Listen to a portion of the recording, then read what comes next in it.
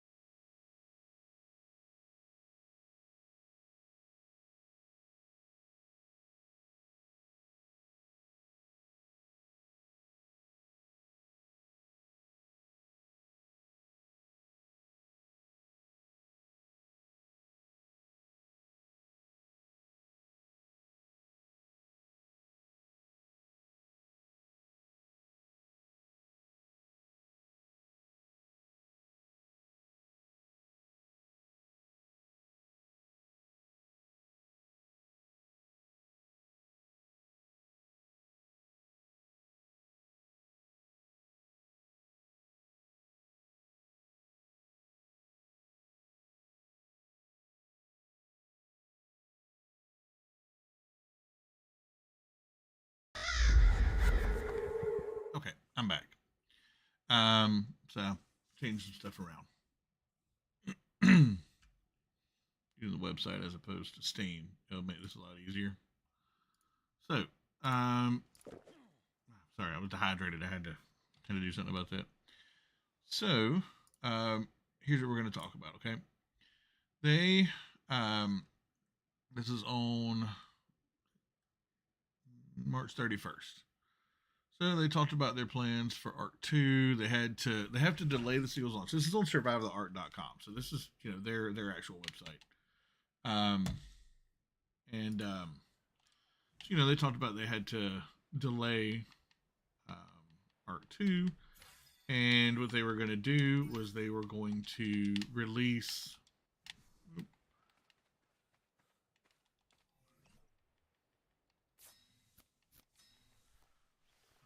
see what else stuff I need. They were going to release a new game. First, let's talk about Arc 2. So, Unreal 5 Engine's coming out, or has come out, and with it has brought the possibility of a whole lot more graphical capabilities. And so, I guess Wildcard was like, hey, let's wait and bring this game out for for PCs and stuff with this new technology so that it can be the best it could possibly be. And do I have so let it be the best it could possibly be, and we will I can lengthen it. Look at that. Yeah, we'll do that. We'll make it longer. Um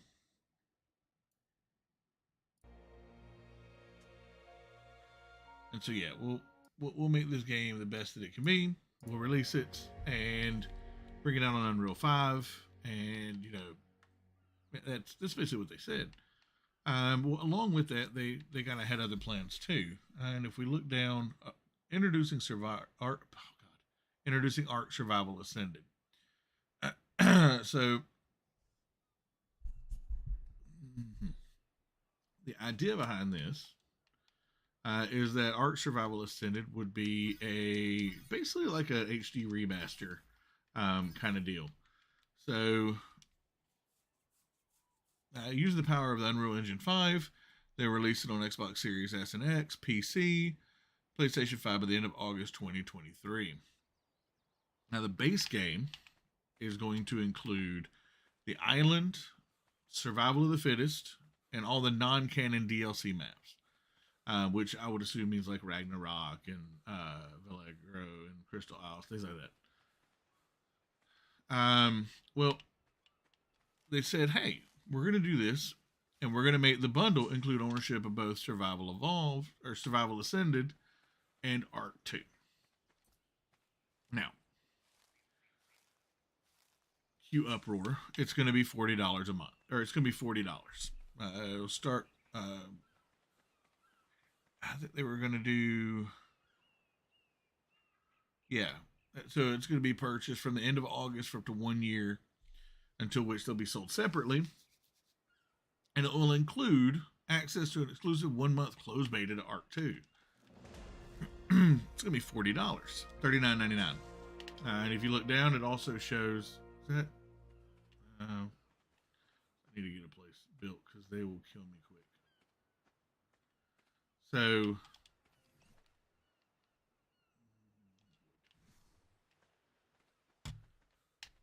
sorry, I'm trying to do all this stuff, start an Arc, and then talk about it at the same time.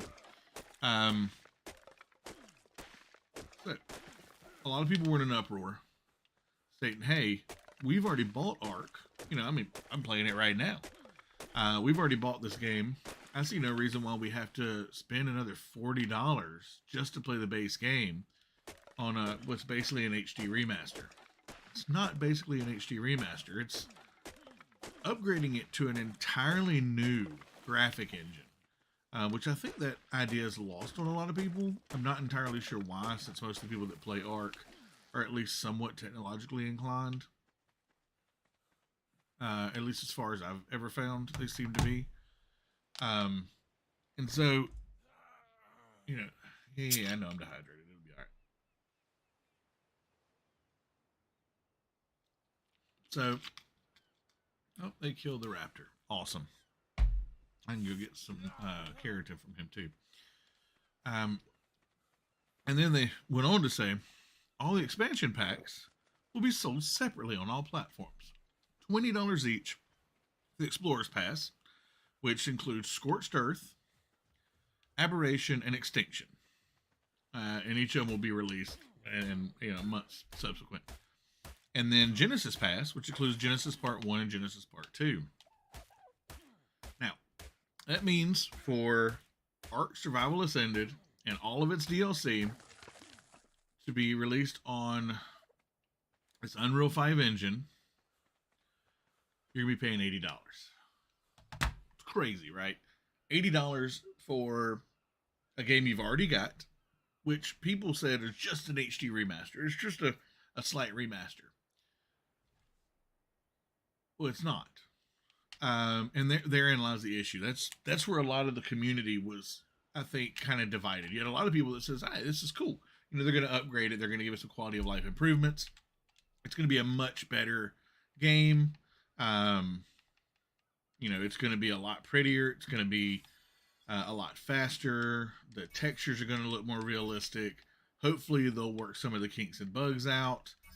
Because anybody that's played Ark for more than 15 seconds knows that it is buggy as, well, Skyrim on day launch. So, everybody was like, hey, because if you look here, and we'll kind of scroll down a little bit now, for $80, here's some of the stuff they were going to do. The Unreal 5 engine overhaul with Nanite, Lumen, and RTXD. Now, what this means is it was going to have ray tracing, but also I think path tracing was one of the ideas behind. I don't know why my nose is so itchy today, but it was going to have things like path tracing and ray tracing, and you're going to have the Unreal 5 engine, which includes like better AI for movement and pathfinding, and I mean just an overhaul. We were going to be getting Ark as it probably should have been in the beginning. This game definitely was ahead of its time. I mean, if you really think about, look at a lot of the other games that have come out. Sons of the Forest, 7 Days to Die. You've got like Raft and even Subnautica. Like all of these games, they kind of stemmed from Ark. They stemmed from this idea. Now there was other survival games that came out before Ark, but really Ark kind of led the forefront of what these games could be. The taming capabilities of it, the number of creatures you had, the modding, the running servers, like a lot of these things, it's kind of like the whole Doom thing. They're called Doom games, but really Wolfenstein came out first. But the reason they're called Doom is because Doom took a good idea and made it as good as it could be. Now, Ark has got its problems. We all know this. But really, Ark set a precedent for this type of game that hadn't been set before. And that's why we have so many of them now. That's why I played Sons of the Forest. It's why, it's why Raft, it's Subnautica. And if you look up survival style games on Steam, there's hundreds of them now, for better or worse. But, it's this kind of thing that, it came out so much earlier than I think it should have, because this game had the potential to be an amazing AAA game on Unreal 5. But it came out when it did, so it had graphical limitations. And still, I mean, even its limitations aren't even that bad. When you really think about it, look at what it accomplished in 2015. And we've got games coming out today that are AAA that don't quite match the graphical capabilities of Ark. Sure, there's bugs. I can go through a list of things about Ark that are just terrible, but it got a lot of things right. Its replayability is probably better than some of the other ones. Like Sons of the Forest is an intense game. I've been playing that for the last couple of weeks, and it's so intense I had to take a break from it. Ark, I could play it every day, and I don't really get upset about it. There's so many different things that I can do in Ark that I don't really get bored with it. And then there's mods on top of that. Um, so let me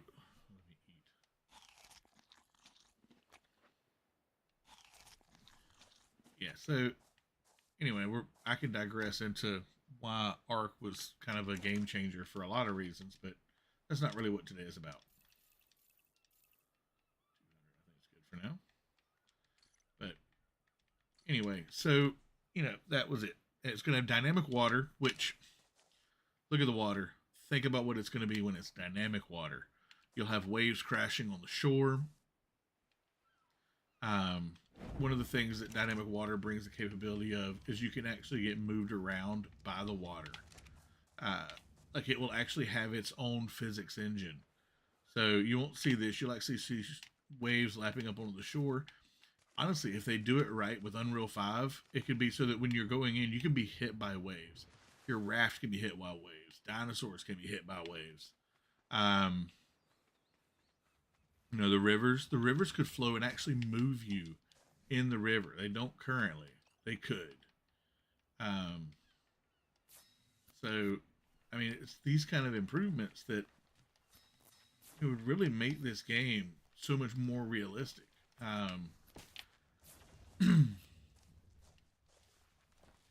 So, interactive foliage. When you walk through the grass moves with you. This patchiness right here probably won't exist. It'll be grass, like actual full on grass, because the graphical capabilities will be so much higher. Um, and it won't be as much of a burden. So that's the whole thing. Is like these kind of engines, they allow certain graphics and graphic capabilities to be done that look better than current engines, but with less graphics pull on your actual graphics card. Um, in some cases, I mean, sometimes it's going to make it much worse, but uh, that's one of the ideas behind it. Is these kind of engines are built to be better as it goes forward. That's why they want to put it on this new engine because it'll be able to be more capable with even with current gen, current gen tech. So Unreal Engine 5 performance gains, increased instance rendering, large base, etc., threaded server networking, and native physics engine. So, um, I mean, kind of like what I was talking about before, the instance rendering. So we'll be able to see further. It won't bog everything down if you have a large base. So, like right now, if I build this base super huge to cover this whole island, um, I will basically bog the game down to where when I walk into this area, the game stops running. Um, and don't nobody want that. Nobody's got time for that. So that's definitely going to be an improvement. Hold on, I'm sorry, I'm trying to make sure I've got what I need. Yeah. Cross-platform multiplayer. That's going to open up a huge amount of stuff too. You're going to have cross-platform accounts and cross-progression, cross-voice chat, no matter what platform you're playing on. Access your account, character dinos, and items on a different platform for the ultimate cross-platform experience. That right there is going to be amazing. Um, Being able to play, like, if my son's on, because you have cross-platform here. Like, if I had it on, like Art for Windows, I could play with my son on Xbox. But if I have Ark on Steam, I can't. Hopefully, this will allow that, where you can have Ark on Steam and still play with your friends on Xbox, still play with your friends on PlayStation.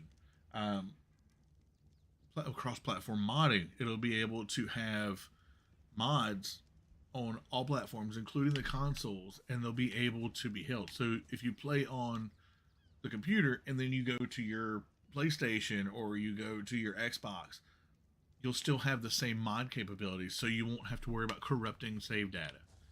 I don't know if anybody realizes how huge that is, because modding on consoles has always been pretty lackluster. It's either approved or it's not, and a lot of times the graphical capabilities and the storage capabilities on PCs are so much better, and that's why you have so many different mods you can do. Um, Full blueprinting support's pretty cool. Stacked mods and maps. Everything that's currently possible in the Steam version will be possible in the new system and available for end users to play on consoles. Premium mods. I don't know how I feel about premium mods. Being able to like charge people for mods, I think is going to create a pretty nasty. I think it's going to create a nasty thing where people who make things like Primal Fear and Monty Stacks and Superstructures and Structures Plus and all of those mods that are pretty high. I mean, you've got a ton of mods that do complete overhauls. Like you got the Pokemon mods and stuff like that. I think it's going to be a thing where you're going to have to you're paying for certain mods because they're going to be premium mods. Granted, I'm hoping this means the mods will have a lot less issues. There'll be a lot, they won't cause problems with gameplay. They won't lock your system up on a regular basis if you use them. Like Primal Fear, if you don't have a PC that can run it, like mine is decent and it still has a hard time running that mod. So, come here. But, yeah, so I'm hoping that's what that'll mean. But at the same time, when you start charging for mods, it's going to be like charging for DLC. And so you're going to run into this thing where the good mods are going to be expensive. And I think they're going to be, I mean, hopefully those price points will be pretty low, but it'll allow the mod makers to, I mean, it's kind of a twofold thing. I think it's going to allow for some really awesome mods and allow for good mod makers, mod creators, to create some amazing mods and get paid to do it, which I think is huge. But does that mean that I think it's going to be great for the community at large? I think there should be a thing where there's a free version of the mod and then there's a premium version of the mod. And I think, they should be comparable in quality, if not comparable in the amount of stuff you get from it. Because if you start taking all these amazing mods and making them so that only people that have money can play them, it's going to destroy the mod community. It's going to destroy the community in general. So, I'm not entirely sure that was the best thing that Wildcard could have done. But I mean, I understand why they did it. To foster people creating good quality mods that are not. Where did my walls go? Oh, there they are. Fiber. Crafting good quality mods that are not like immediately game breaking. I think it'll help. And also, I'm hoping it stops some of the more terrible mods that you download and it completely wrecks your game file. I guess if you pay for it, you're getting a quality product. So, I mean, I guess there's benefits to it, but I guess at the same time, it's kind of a 6 of one, half dozen of the other. It's going to be good for some people, bad for others. So, but enough on to that. So, what else? We plan on streamlining the process of upgrading Legacy Ark Survival Evolved mods to the next generation platform. We plan to reach out to current, former sponsored modders in preparation for the tools they need to get their mods ready before the launch. That's cool. Cross-platform anti-cheat. Okay. So survival of the fittest. Now this is for anyone just joining. This is just what was done, what was said on March 31st. So things have changed. But I want to go over what they had originally said and why I thought it was pretty awesome. And then we'll go over what the change has become and why I think the community kind of ruined it for themselves. So, survival of the fittest. If you play survival of the fittest, which I kind of like it, but at the same time, to me, I'm kind of hit or miss on it. I think honestly, it's really well done. It is basically Fortnite mixed with Battlegrounds, but with dinos. And if you can get a team together, it's pretty awesome. Solo is pretty difficult, but there's some really good things that they've done with it. Be integrated in the main product as a new fully supported game mode. Have a dedicated team that will work on more gameplay changes, improvements, upgrades to Unreal 5 engine, which I think will make it a much better experience. You've got, let's see, Scorched Earth will be on there. Character and creature customization with cosmetics, local lobbies, lots of bug fixes, balance, and functionality improvements. I think that's going to be huge for Survival of the Fittest because as it stands, it's very buggy and it needs some quality of life. It needs some love, guys. It's a good game. It's not as good as it could be. All right. Art assets are going to be upgraded in newly designed holiday events. Take advantage of the next gen pipeline. Released as mods, so they're always available to play. That's pretty cool. Because unless you have like you go through a dedicated server portal, like well, there's a bunch of them out there. I don't want to name a whole bunch of names. Honestly, I can't even think of one offhand, even though I've had like 4 or 5 of them. But unless you go through them, you wouldn't be able to play certain ones because you couldn't control which one was happening at any given time. And even with those, they weren't always able to make that happen. So, let's see. Balance. Updated minimap, PAM, zoom, pings, etc. I like that. New structures, display cases, smaller tech teleporters, snap fixes, increased foundation support. Anybody that works with building in this game, so everybody knows how annoying snap points are. How annoying. Oh god, there's so many annoying things about building in this game. Foundation height adjustments, which will be huge.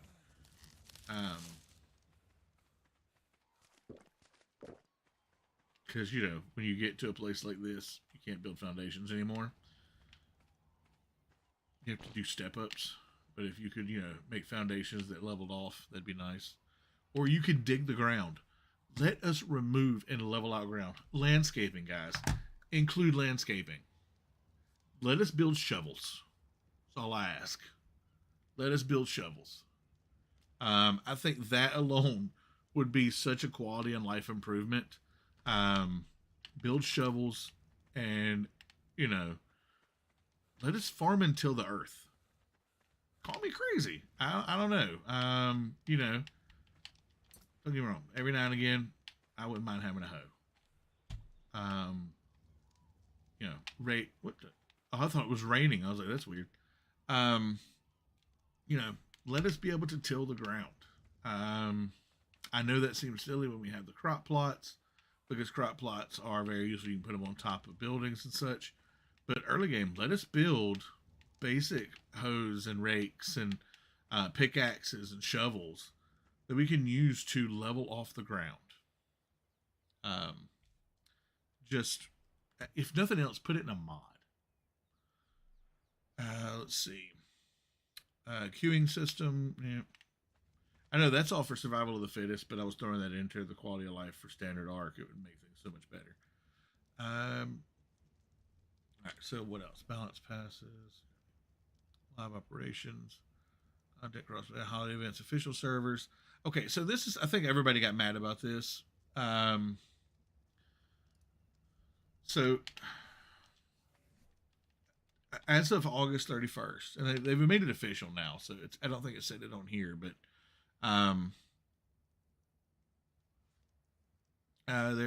they're taking down all official servers on Ark PlayStation PC for Survival Evolved. Final save data will be uploaded to players to rehost on their own servers or single player non-dedicated, as well as slightly earlier snapshots to be able to play single player non-dedicated, player dedicated, unofficial servers. And then Survival Ascended will have its own servers. A lot of people got upset. And I understand why people would be upset, but at the same time, I think people fail to understand. Anyone who plays on unofficial servers, you have to spend money to play on an unofficial server. You have to pay a monthly fee to play on an unofficial server. So why is it that you think that Wildcard just has money to throw into servers for multiple games all the time?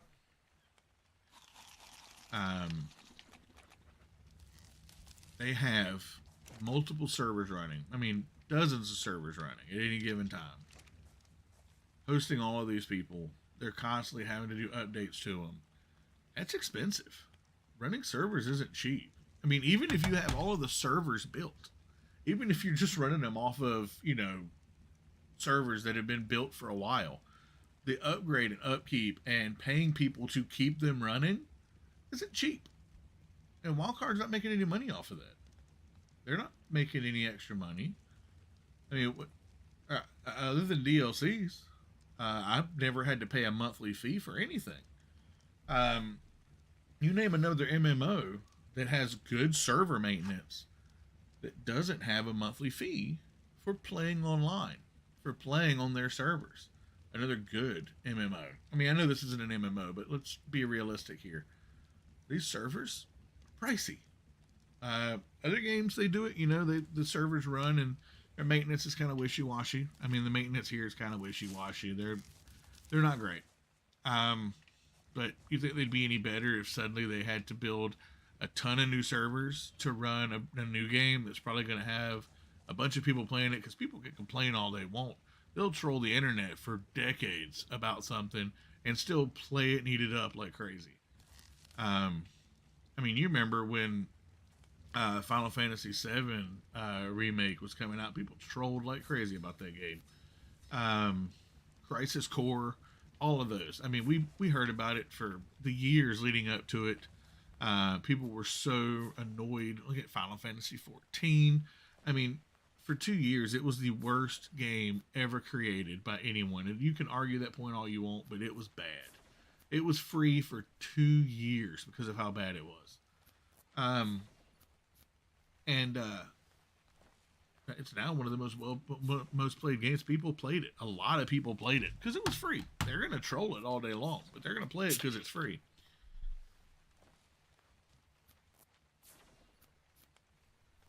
So, but yeah. Let's see what else we got. So that's yeah. We don't need any of that. Okay, so now let's go to the newest community crunch here. The one that just came out. So this one, oh no, that's March 31st. Here it is. This is the newest one. Okay, pretty cool creature, by the way. So now, first, before we delve into this, we're going to talk about that price point that everybody's upset about.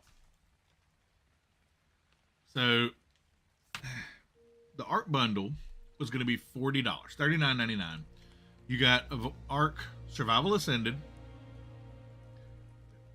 It keeps raining. I need to spray around the house for ants, but every day that I'm off, it's raining, and so there's just ants around the house. It's not like super bad as it's been, but we live near a field, and there's a lot of ants here.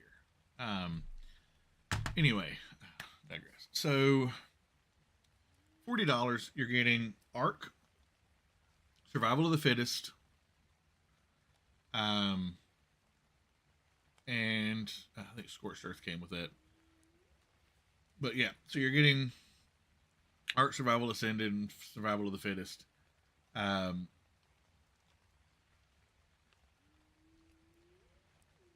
The new game. So a ton of work is going into this. Moving from one engine to another is not as simple as taking a base game template and saying you're now on a new engine. You can't just put a new engine in a car and it runs. That's not how a game works. Like, a game is not a car. You can't take a Corvette engine and put it into a Mini Cooper and it's going to run properly. Completely different types of things. It's the same with game engines. Unreal 4 and Unreal 5 are disparately separate entities. The game code, yes, the base game code, they'll be able to carry it over, and they'll have to do upgrades to, basically make it fit. But they're going to have to do more than that. It's not just going to be like, okay, we need to shave the corners off of this square peg so it'll fit in this round hole. There's going to be coding involved. There's a team of people that are going to have to be involved in this. Teams of people who need to be paid to do this. So I understand people being upset about having to spend money on a game you basically already have. I don't want to spend more money. I'm poor. I mean, I'm not rich by any means. Like, we scrimp and save and we get what we get, and that's what we get. Um, so yeah, I'm not super thrilled about having to buy a game I've already got in an upgraded version. But I'm buying a game that's going to be upgraded with quite a few upgrades, quite a few quality of life upgrades. I see it almost like a DLC, but the way they said it on March 31st was that you're going to buy this, but you're not just getting Ark. And that's what I think people are misunderstanding. We weren't just getting Ark. We were getting an upgrade, a HD remaster at its very least. It was going to be an HD remaster. And what they're saying it's going to be is a quality of life improvement that's probably going to make the game more akin to a current gen title. That's huge. But we're also going to get Ark 2 when it comes out for $40. Now let's just say you don't want to spend, because there's two DLCs. There's two $20 DLCs that you can purchase to get everything that's currently available in Ark SE for Ark SA. Because saying it is hurting my head. Yes, that's a total of $80. $80 total dollars for an upgraded version of a game you already have, and then the DLC included. $80 is a lot of money. But you're also getting a AAA title that's coming out in a year for $40. 40. I can't fathom the amount of idiocy that goes into somebody being upset about this. A AAA title, as of right now, when they come out, is between $60 and $80. Between 60 and 80. We're getting it for $40. Well, we were, because now they've realized their mistake. For $40 on top of a QOL, graphical upgrade, a remaster, an overhaul of a current game into a more current gen state, and a brand new AAA title slated for 2024 for $40. Because you don't have to spend the extra $40 for the DLC if you don't want it, if you don't like it. They're saying, we'll give you the base game so that we can see what needs to be done for this game. It's such an amazing deal. It was such a good deal for everybody, because I was going to just spend the $40 and see if I liked it, see what the quality of life improvements were, and then, you know what, if I don't need the DLC, I'm just going to stick with it, play the island. Who cares? The island, I'm playing it right now. I play on the island map almost every time I play, because I don't really like the other ones as much anymore. They're fun, but they're not the island.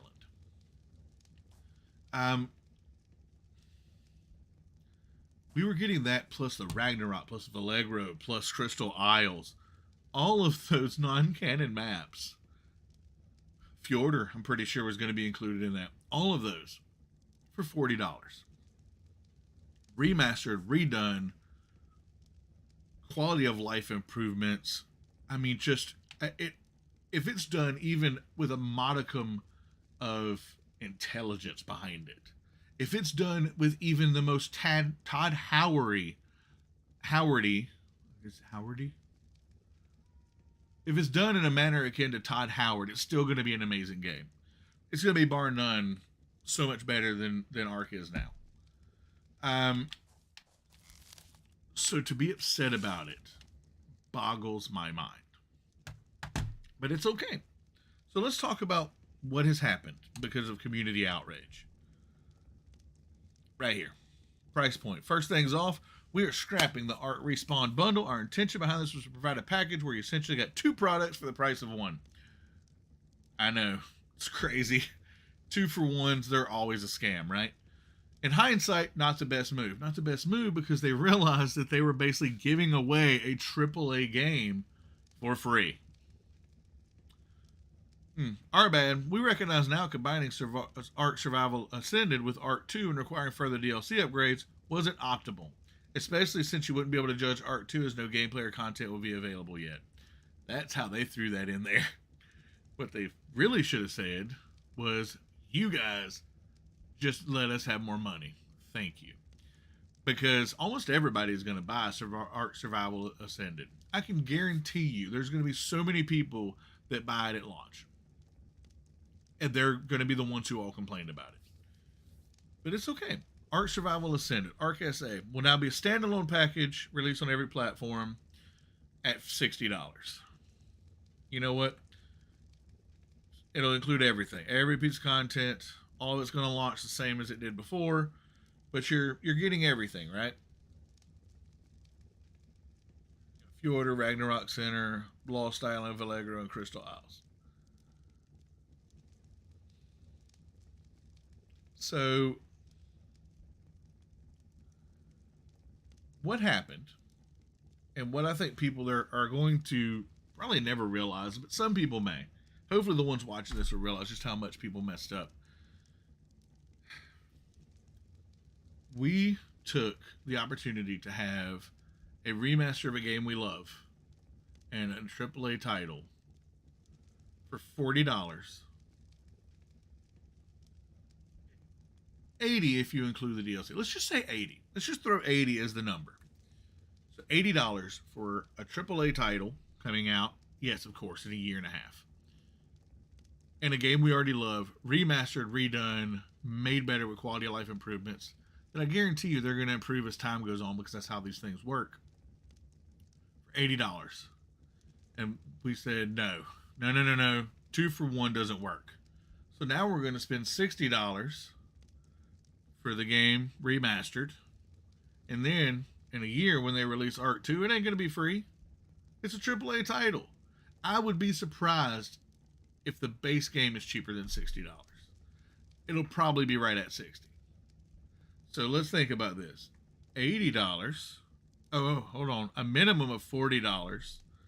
$80 maximum. Versus a minimum of $120. Yeah, we've really done ourselves a favor, haven't we? I mean, it's our outrage really made them devs pay. Like, yeah, you're going to be getting Ark SA for $60. Whoop-de-doo. What is that? That's the sun? That can't be the sun. It's not. I don't know. But Ark SA, we're going to be getting it now for $60. We're going to get everything. Or we were going to get it for $40 along with the brand new game. Because you didn't have to buy the DLC. Sure. Most people are going to. But you know what? Small price to pay. But now, they've realized their error. They realized that that's not a good business model. Because that means their profits from both games were going to be diminished returns. Anybody that bought Ark SA for $40 was getting their AAA game that they were going to sell to almost everybody else at $60. And let's just say for the point of contention here that they do what they did with Ark 2 and made it start off at $40. That's still $20 more in the end. That's still at its very least that's going to be $80. Or at its very least it's going to be $100 because we're paying $60 for Ark SA and we're paying $40 for Ark 2. It's not going to be $40, but let's just say devil's advocate here.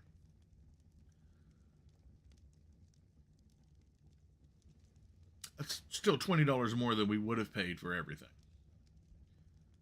So how have we done ourselves a favor? How have we improved? How is this the lesser of evils? I listened to a YouTuber earlier say that this is the lesser of two evils. No, it's not. It's still more expensive.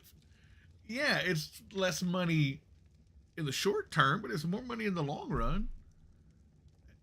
It's not better. There's nothing about it that's better.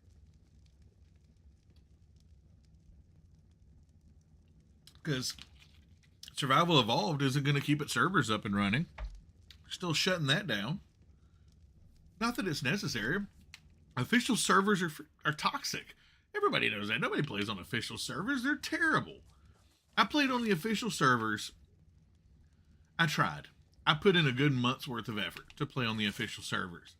And after that month, I told myself I would never, ever consciously do that again unless I got paid to do it.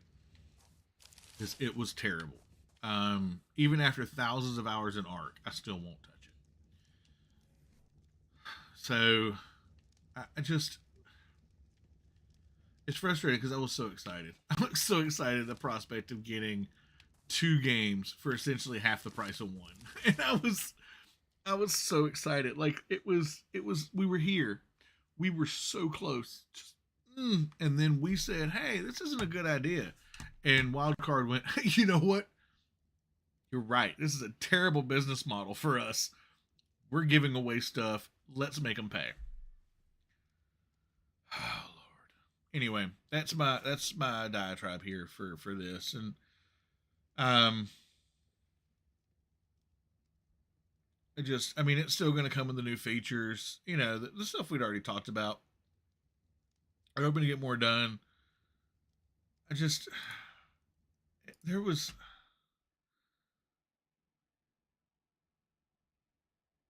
so much. There was so much that could have been done. And we just, I don't know, we just, let me see, I can't get the stat points. Yeah. So we couldn't leave well enough alone. People, and this is just a psychological thing. People will complain if there is a reason to complain, regardless of how valid that reason is. It's almost like a psychological imperative that people have to complain. I don't know why, but yeah, it's just, I think it's who we are as a society.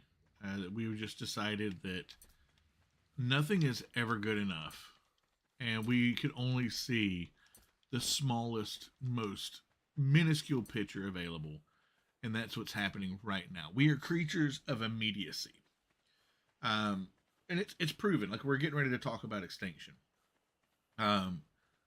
We are at our very core creatures who require immediate acquire. Did I say acquire or require? Require immediate, not just satisfaction, but immediate anything. We want everything we want. We want it now. We don't like to wait. I'm just as bad about this as anything else. Like, I want to go ahead and play Survival Ascended, but even more than that, it's everything. Our fast food. It's never quick enough. We need it right now.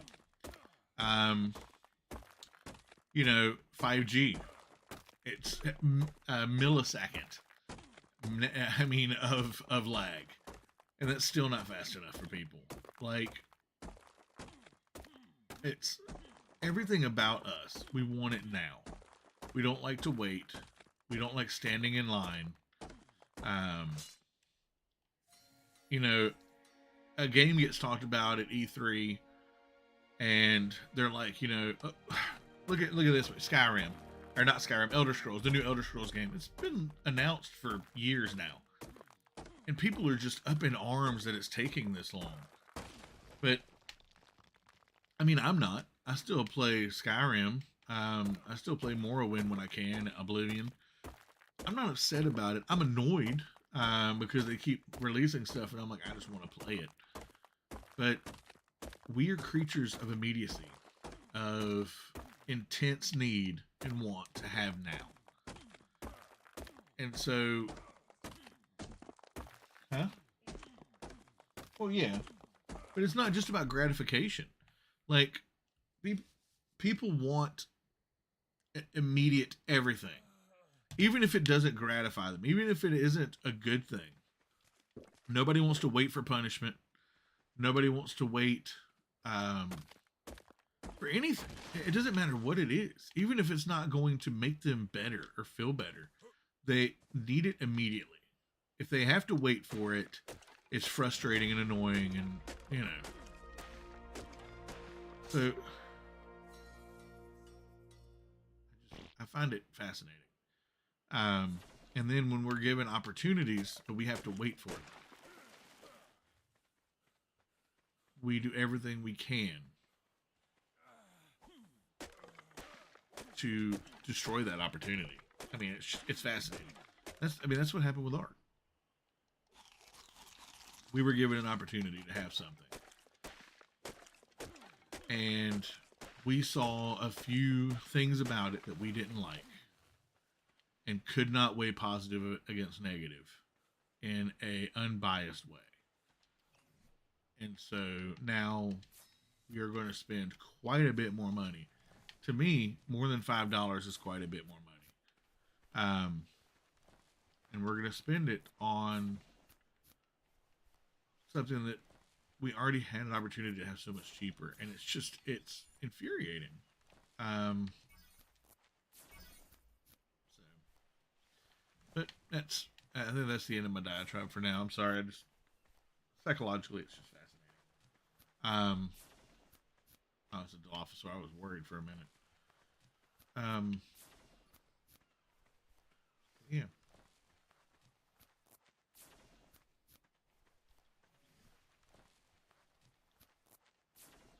Surprised he hasn't seen me yet.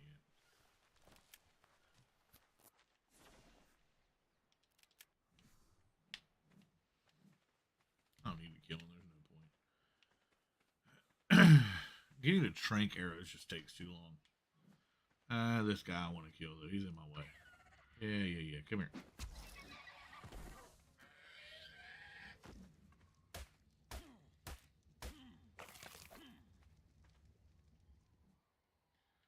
I need some dodos.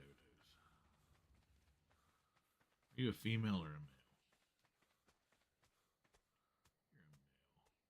You're a male. You know, you're the only one I see, so you're coming with me. Here you go.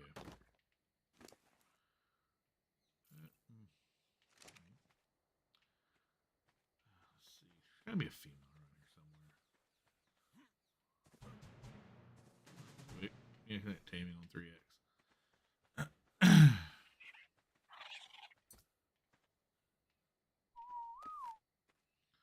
Go put you inside. Anyway, so I'll give it a minute, and then we'll go over some. We're going to basically be talking about the discoverers of Extinction, which were George Cuvier and Charles. Oh God, what was his last name? We'll see it here in a minute. Starts with an L, but I can't remember what it is. Keep wanting to say Levy, but it's not Levy. I think it's Louvet. But yeah, they were basically the ones who like came up with the idea. Well, Cuvier is the one who figured out that species actually went extinct. Because before that they were just like, oh, if we find its bones, it still exists. Species stay forever. Um, it's unnatural for things to die off because if something is that plentiful, how can it ever go away? So, yeah, we'll start that probably about the next 10 minutes or so.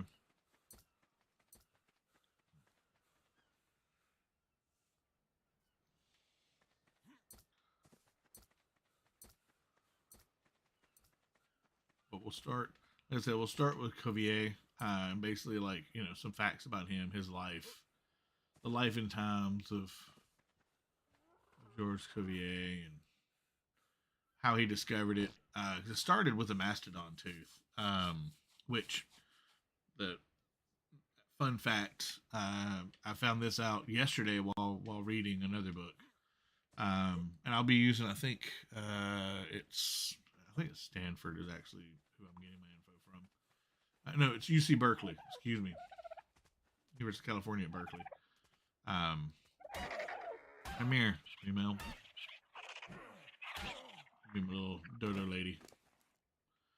But yeah, so I'll be reading some information from there about Cuvier, and I think Encyclopedia Britannica has the information on the other guy. So yeah, let's pick you up and carry you over. God, so far away.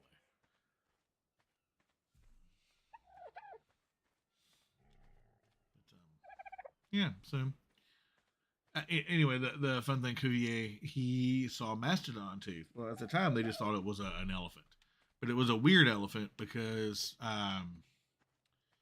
its teeth were like it had like big pronounced ridges, or not ridges, but like humps, and so whereas an elephant's tooth is like flat, but it's got like ridges.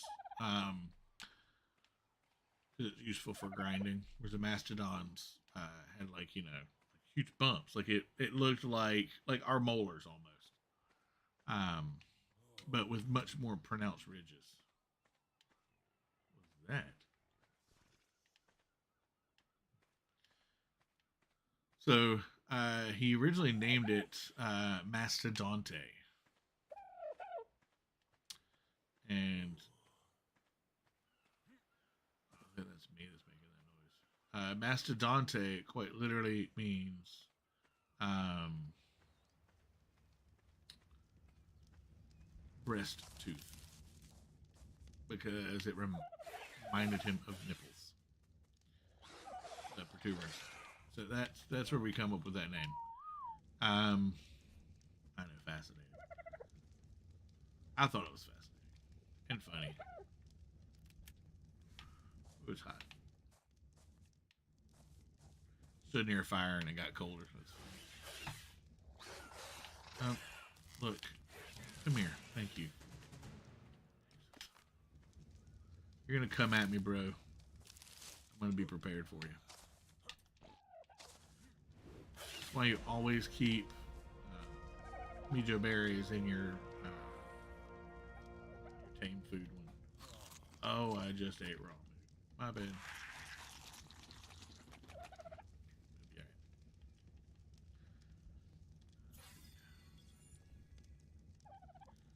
Ooh, wooden stuff now. Let's see. Foundation.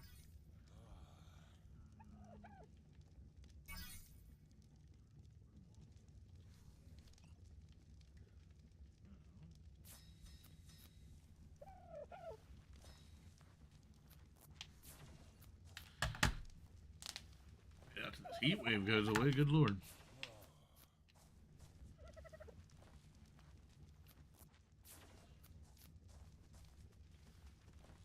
Oh, sorry. Can I make a bed yet? No, I cannot make a bed. The only problem with being all the way over here is getting to crystal is a little bit more of a pain, so I'll need a pteranodon before I can do that.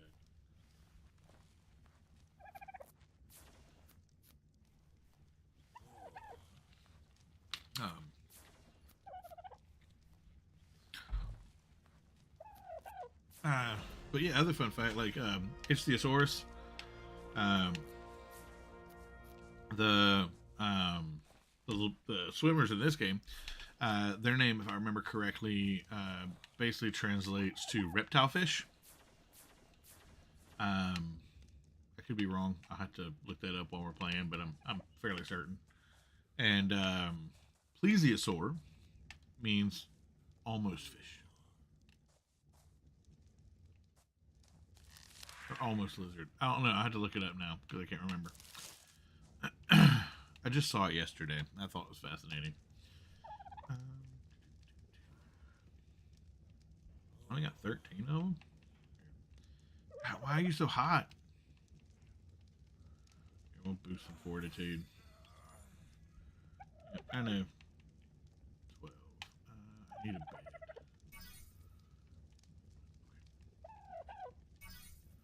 Door frame.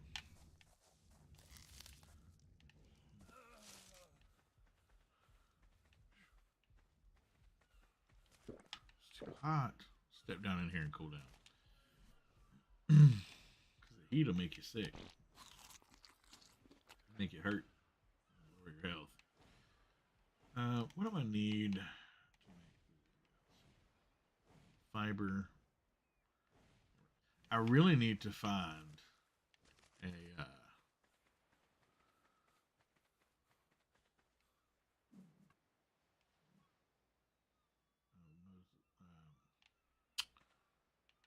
most chops. Really need to find a Moe's chops. I want to go search, see if I can find one real quick.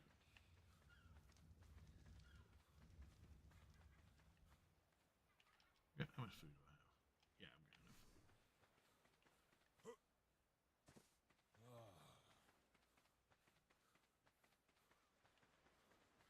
Just get in the water a little bit, that'll cool us down.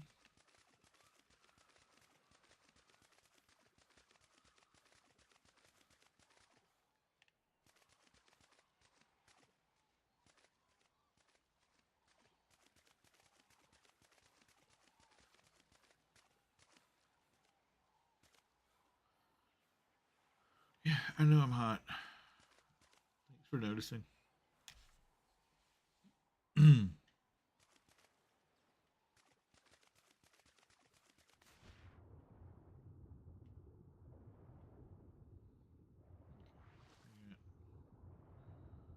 Whole bunch of sharkies.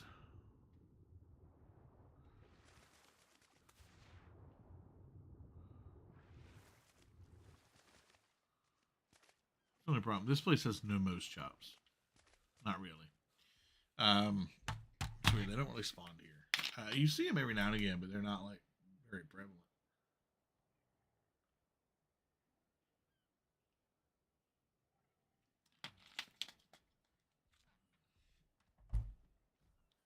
We need Moe's chops. We need guanodon would be nice, though they're usually pretty hard to find too. I do plan on taming at least one parasaur.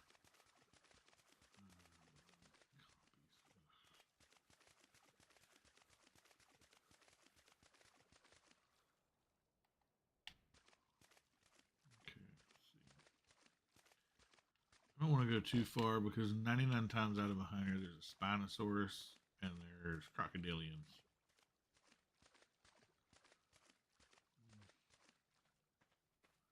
Looks like a baryonyx over there. Esperonus.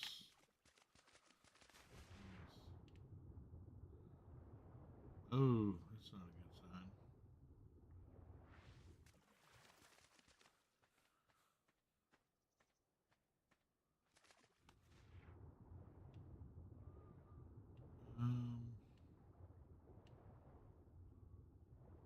See those guys. Those guys will get you. There, fast underwater, fast on land. Um, Great, super great tames. Super dangerous. Um,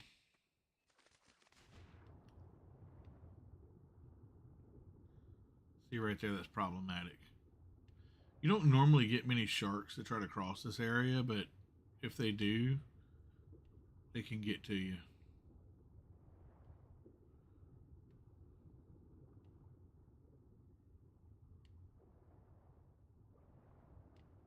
Yeah, I'm not going to tempt fate. Are they going after the berry? They don't normally attack one another.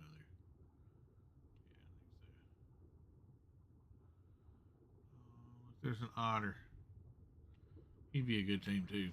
Okay, well, that's fine. We'll head back. We'll tame a parasaur.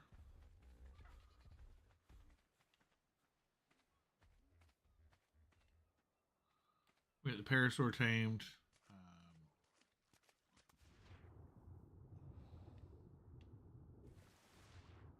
Once we get slingshot, I'm going to do that next. There's some dimorphs. Oh look, it's a Quetzal.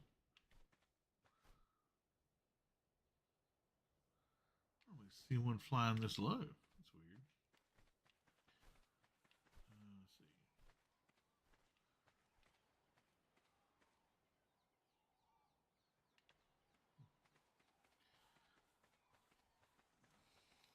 A lot of itch. A lot of the it's the ornus is really aggravating. Okay, well, let's head back over here. I was gonna try and get him Moe's chops, but not. I'm gonna get a Moe's chops. So I definitely want to get that Phiomia. But I got to be careful because if I die, this is hardcore. Once you die, that's it. So, all right.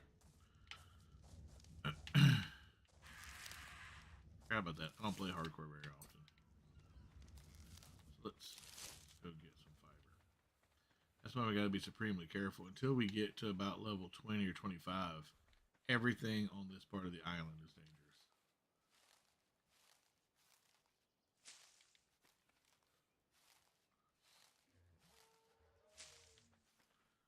Like, immediately dangerous. Because there's raptors aplenty over here. I'm pretty sure I saw a Therizinosaurus, which are probably the most dangerous thing we can get over here because it can tear through wood and thatch pretty easily. And they'll get you underwater too. They don't care. So, one of the things we're going to do because hardcore, you really need to be thinking ahead.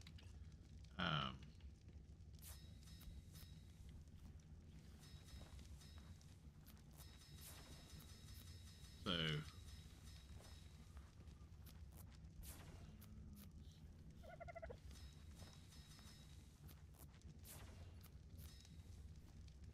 didn't mean to do 5 of those, but it's alright.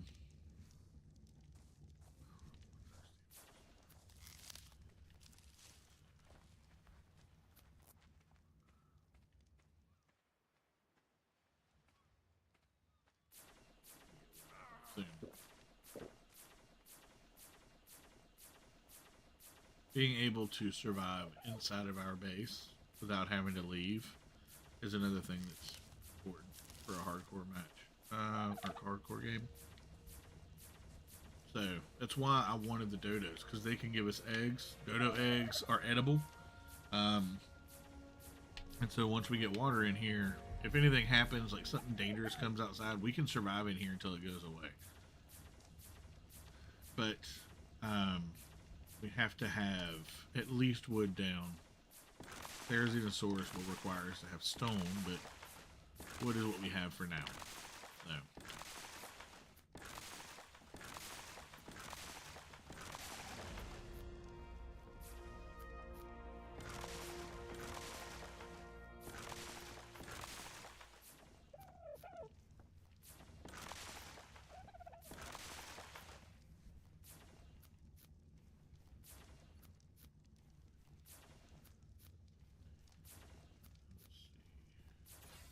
But outrun predators too is another huge step. Okay, that gives us wood all around.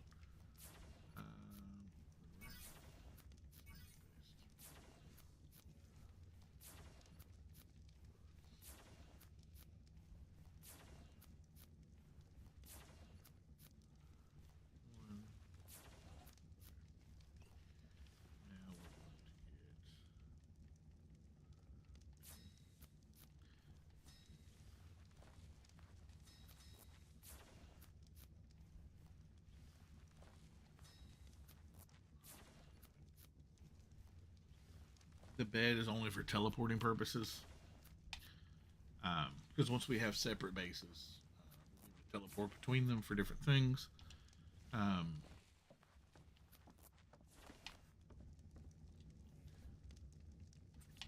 But because we have to drop everything, it has limited uses. But it still has its uses.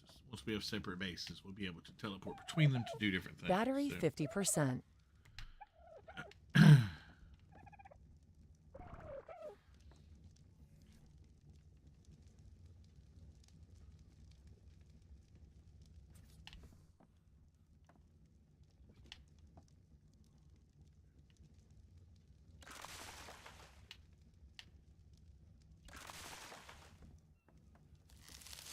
No matter how hard I try, I can never get these things to lay over and destroy these things. So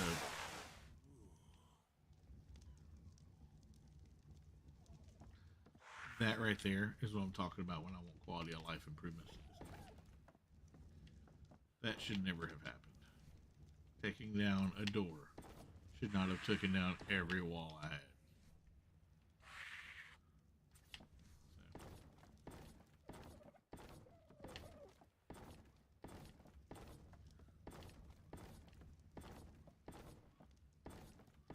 If that happened while a predator was around, I would have died.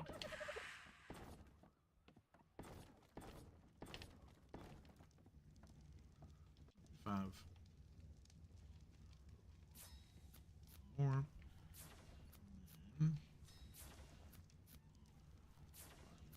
Fiber.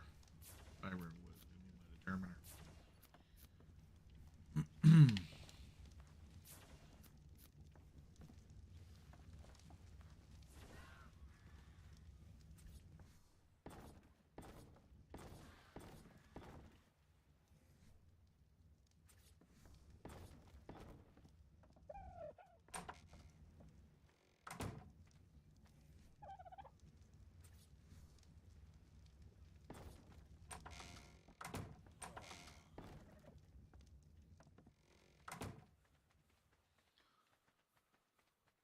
Awfully hot.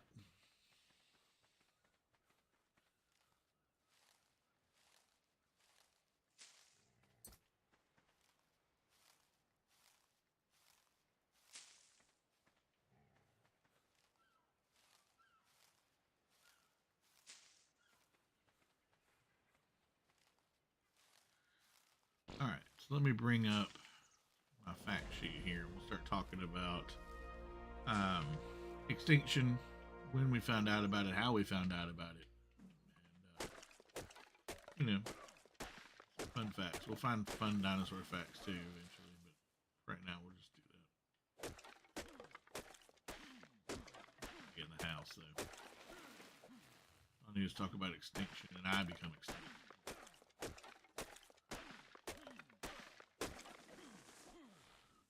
Over 1,000. There we go.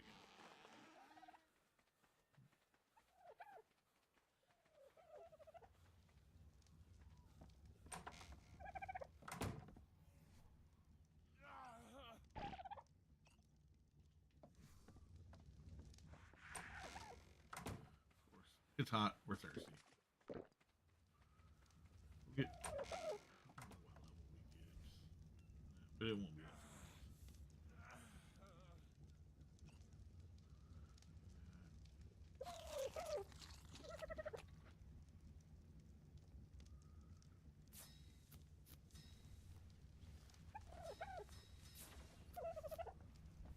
I think we actually need one more than that, but it'll be alright.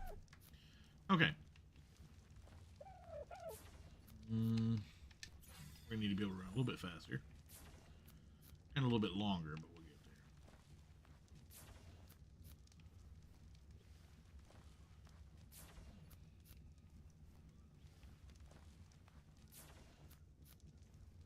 We're going to be taming a parasaur soon.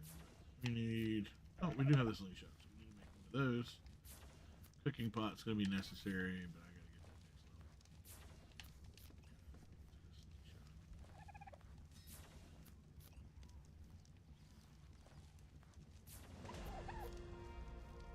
Here. I always make 2 bows, and there's a couple of different reasons for that. But one of the most important is, especially in hardcore, you're going to find that it's very easy to die.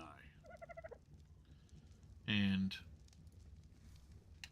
you will have your bow break at the worst possible time. And it would kill you, quite literally, to have to repair it on the fly. Because you slow down a lot.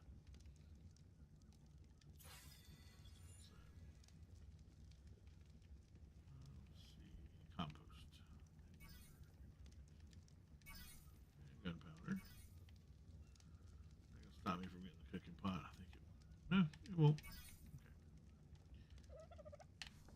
Okay. Parasaur saddle. Can we build that now? Yeah. Let's go ahead and get our first parasaur.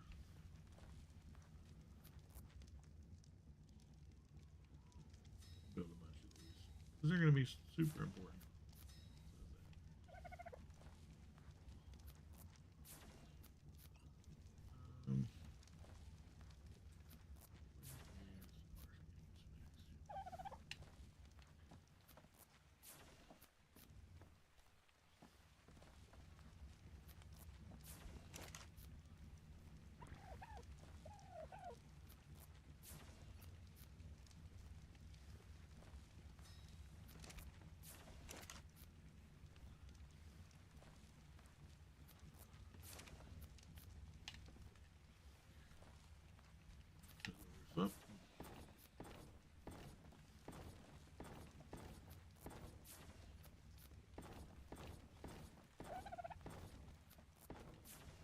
You need one more.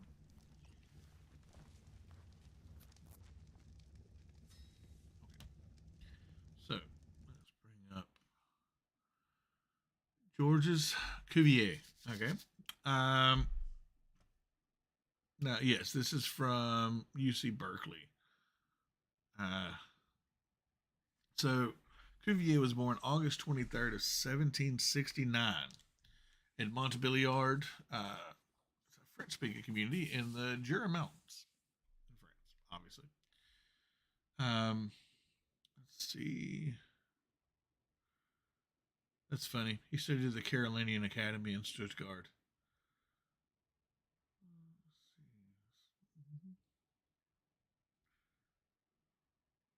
I'm not gonna like plagiarize this whole thing though. Like I'm gonna read bits and pieces, but for the most part, like we're not gonna go over every single thing that this guy did. But basically,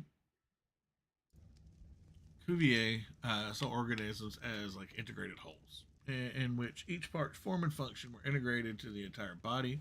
No part could be modified without impairing this functional integration. It looks like a quote. The component parts of each must be so arranged as to render possible the whole living being, not only with regard to itself, but to its surrounding relations, and the analysis of these conditions frequently leads to general laws, as demonstrable as those which are derived from calculation or experiment. Now, he did not believe in evolution at all. Um, so, yeah, he thought that the only change would be deleterious change. You couldn't have like beneficial mutations. Um, and a lot of people didn't at the time. The idea of beneficial mutations was not something that was very. You didn't see it, you know. So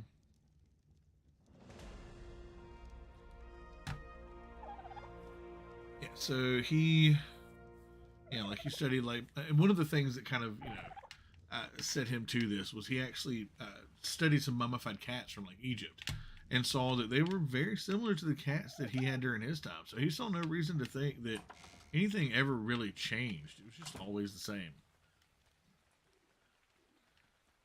So yeah, there was no indications to him at least that it's a male. I'll take a male.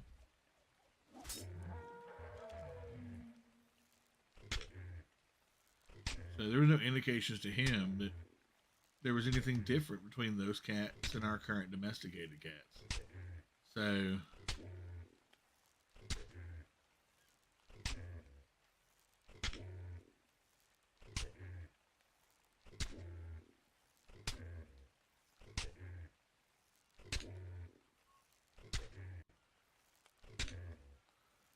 oh, of course.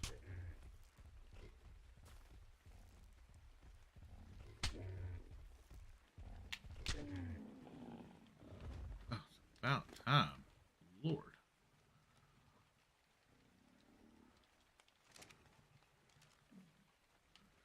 That's probably the higher level that I should have went for, but it's all good. Um, but yeah,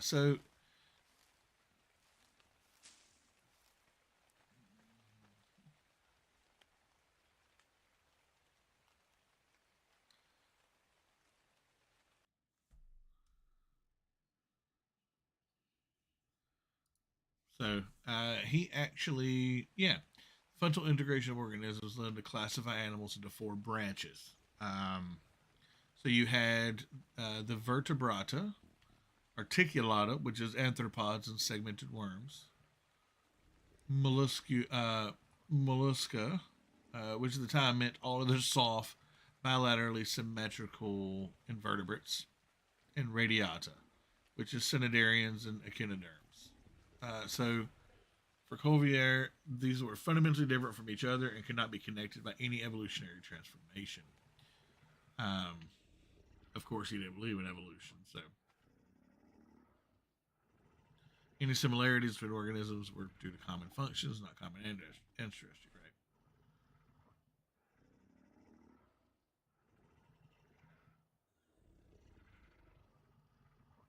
Yeah.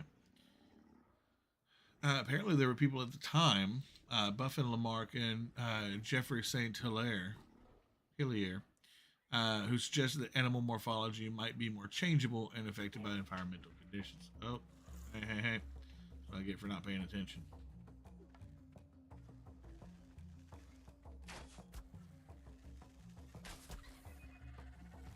So, did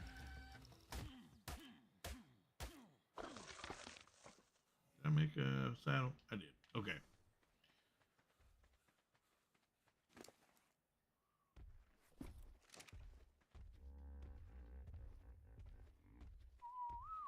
This oh, please be it's a male tech.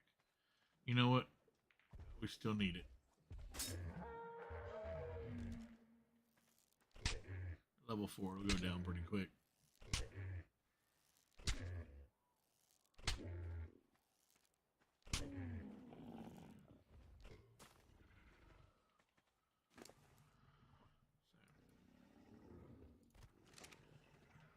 Now I just got to find a way to keep all these things safe. So I'm gonna need to build something to do that. Wood is the great divider. But yeah. So back in these times, evolution was people thought about adaptation. Like adaptation was a thing. A lot of people kind of had this idea that animals could adapt to their environment. But I think for people like Cuvier and plenty of others, the idea that animals could evolve into wildly different species was it just wasn't a thing. I mean, they'd never seen it in their lifetime, so why would they believe this was actually a thing? But Cuvier was particularly adept at getting figuring out like fossils and like putting skeletons and stuff together and configuring organisms. He had a knack for it.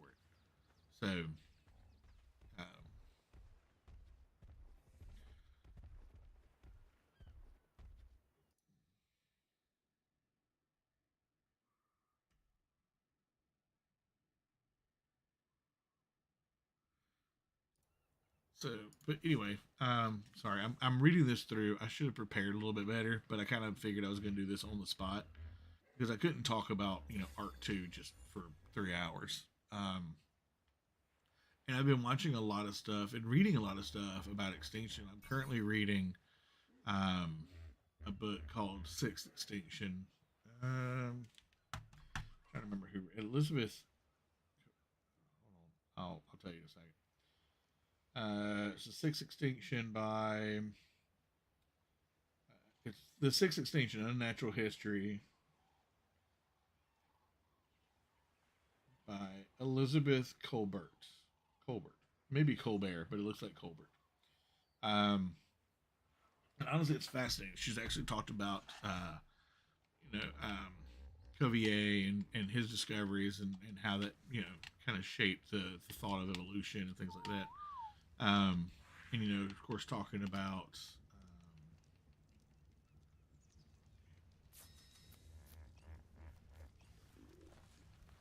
now she's on to like Darwin. I'm about 20% of the way into the book. That's the way you read books now.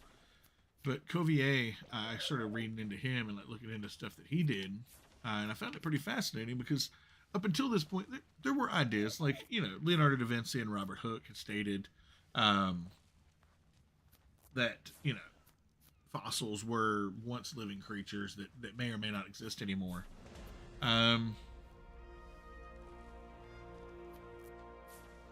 but others who studied fossils could not believe that in this case the religious deity, having created all things pronounced them good, would allow any of them to be wiped out. So there was a lot of scientists who did not believe that, and Cuvier was one of them, who thought that if something existed, well, it still exists. It hasn't gone anywhere. And so he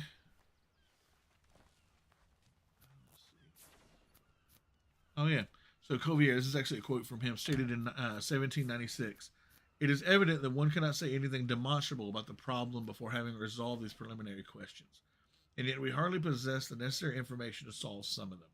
The studies of elephant bones published up until now contain so little detail that even today a scientist cannot say whether they belong to one or another of our living species. And the enormous quantity of fossil bones about which so many writers have spoken, we have good drawings of only two or three. So basically, he was stating that there's no way to tell 100% what they actually look like because that it hadn't been figured out yet. So, um, finally we got water. So I need a tap. Great. I'll get that one next. But where's my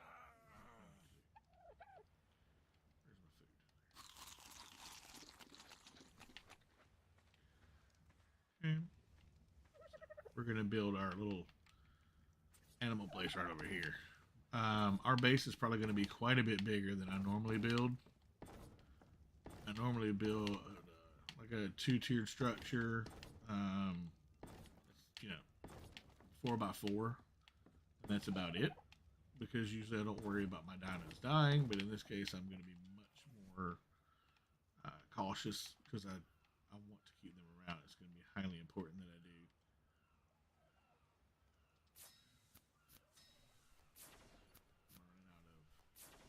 Wood again. It's always wood. So,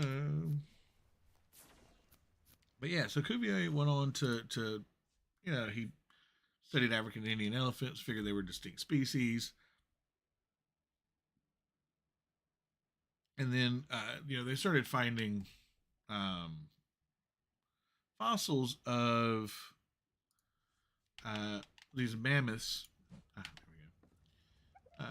In like Europe and eventually in places like Ohio, and they were completely separate species from anything that we had living at the time, elephant wise. And so Cuvier putting them together determined, hey, these are species that probably don't exist anymore.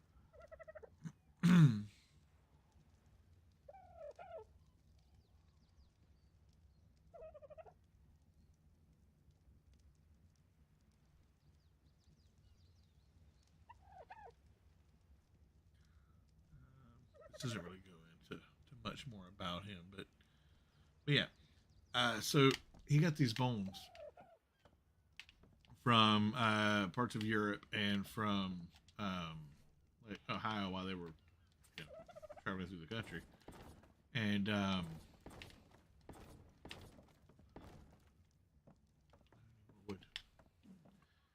these bones were wholly different from anything he'd come across before. It was teeth, but they were very different style teeth. So he was like, well, these things, they're not anything like what we currently have. So they've got to be something different.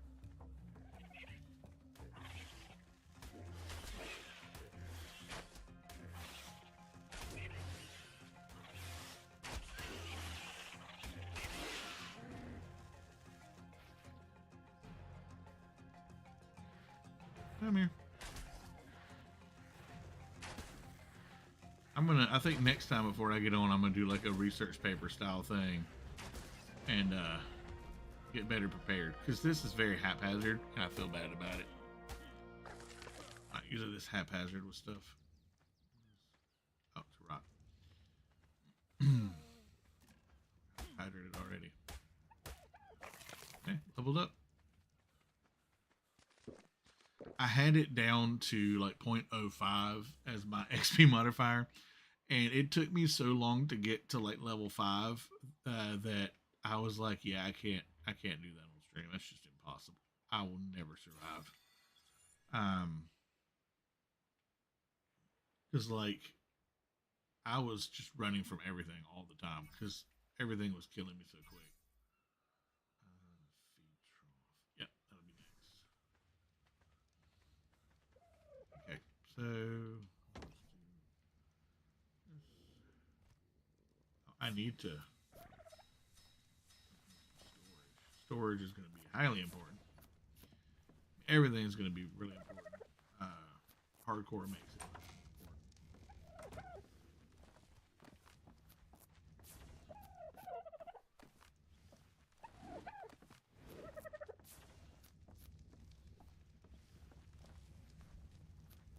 need.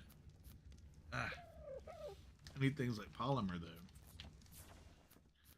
because I'm going to very soon need to build.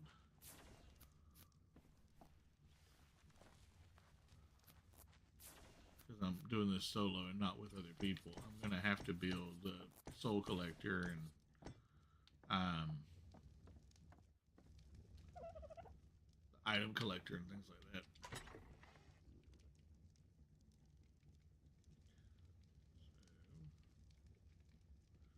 All the wood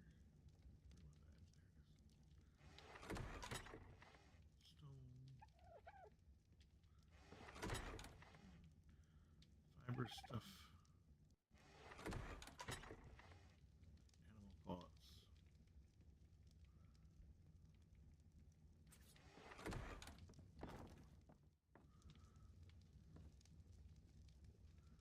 Let's rename it. That's going to be wood. That'll probably change, but for now, that's what it's going to need to be. And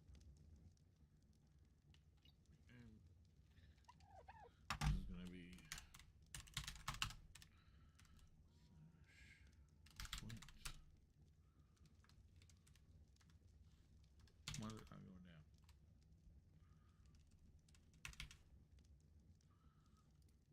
Okay. No, what I meant to do.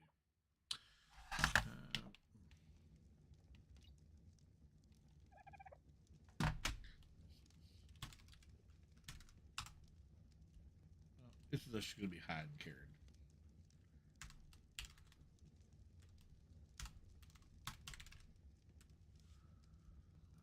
Let's see. This one. Here. Oh no, my bad. This was fiber.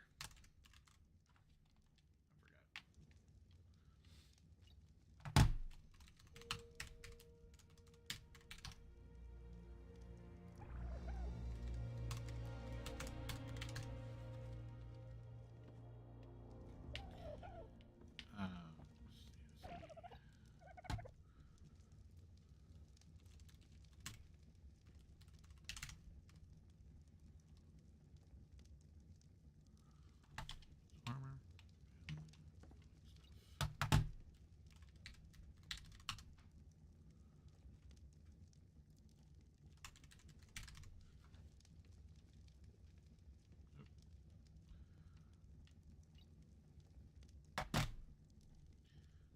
Sorry.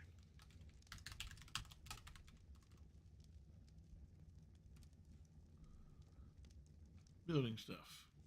All right.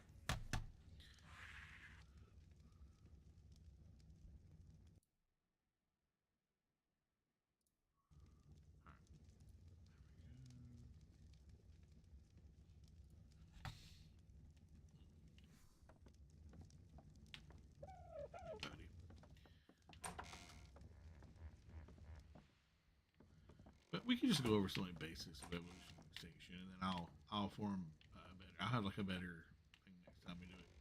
I think that'll be fun. A little fun research project too. Okay, so what do I need for this? I need wood. Wood and fiber are paramount.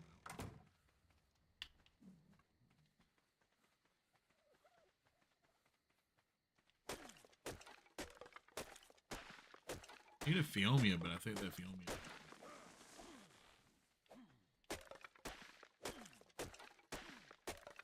I don't like going out at night either. Wood.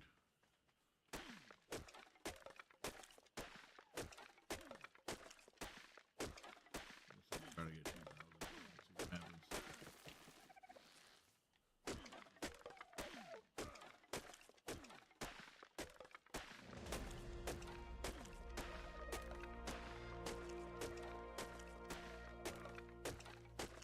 Yep, I have the harvesting levels really high.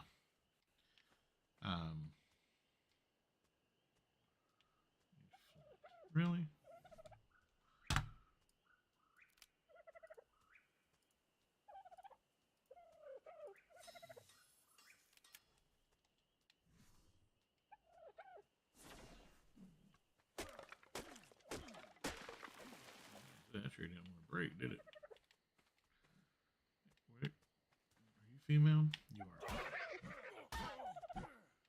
You're level 80. You're not going to go down that easy.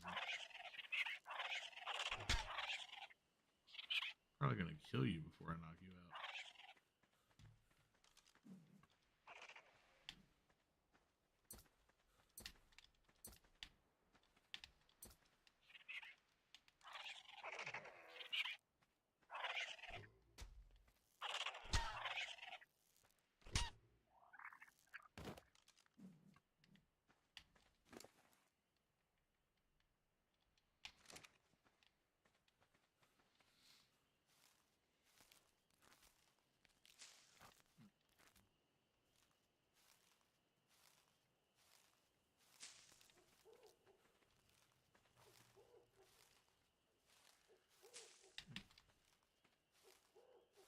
The more I dive into like Extinction Evolution, the more fascinating it gets.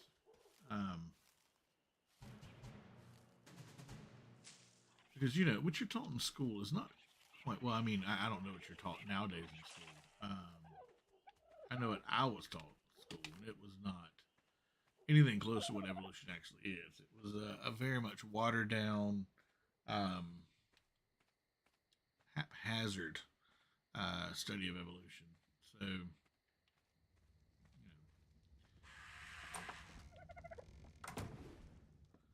but I think a lot of that was, you know, definitely indicative of where I grew up. I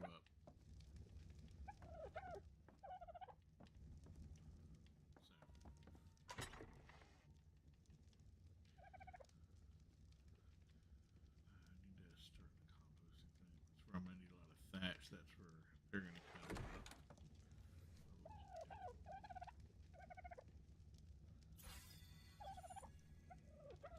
What else was it that I needed? I needed a water skin.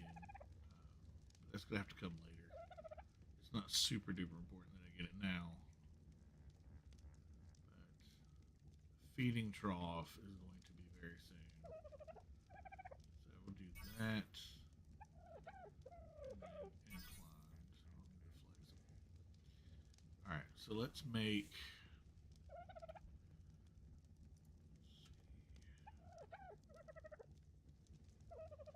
need a preserver again.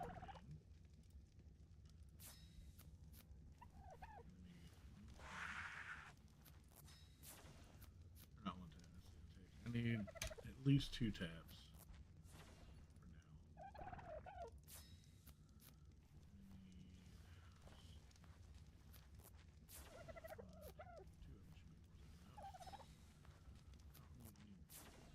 Yep, I'll do verticals. Okay. So we'll do 5 verticals. 20 of these.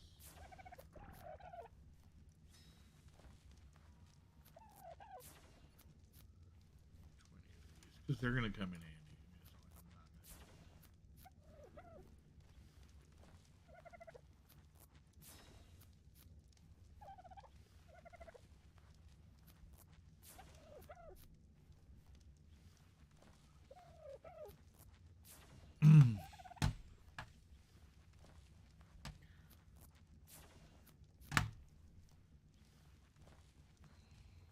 This just will not stop itching. Fuck.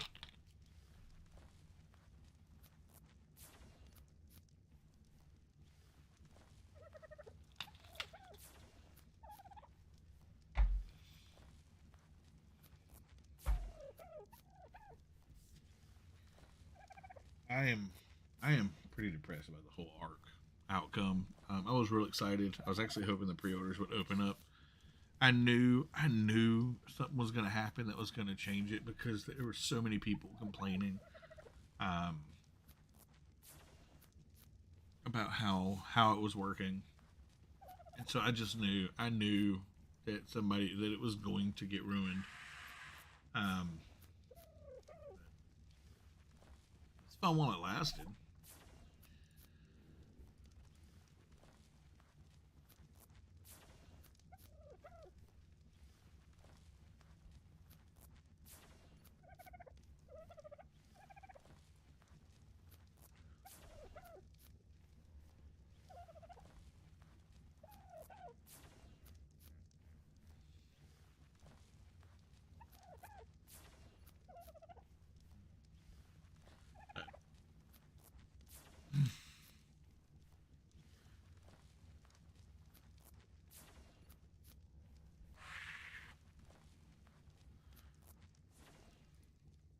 I'm gonna do a more research style thing next time. I'll actually have it written out with talking points and stuff that I can go over, and maybe have some things I can throw up on here to kind of show y'all and stuff like that.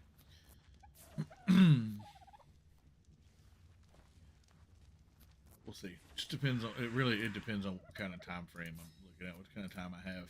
I should actually have more time to do that during the week. I've got trying to get my school stuff done a lot more ahead of time. But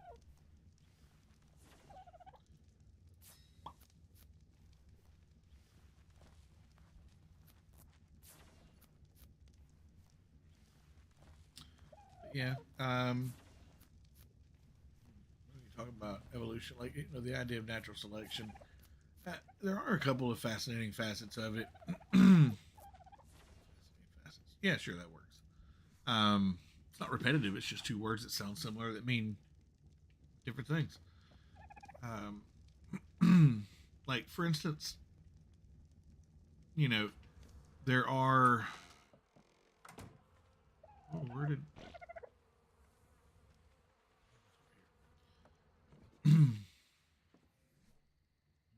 Let's put this.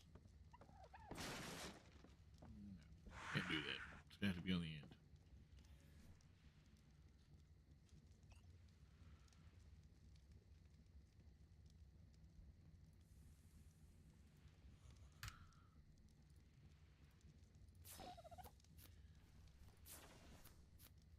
Like, for instance, the idea of natural selection.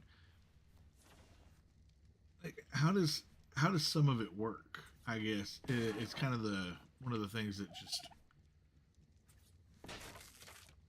Gosh, really? Okay, so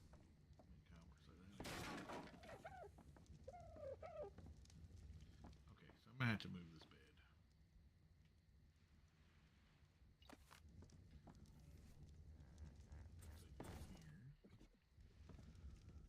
Um,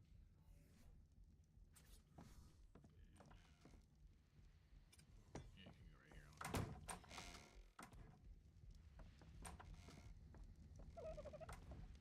It's cold out there, and I'm dying here. There we go.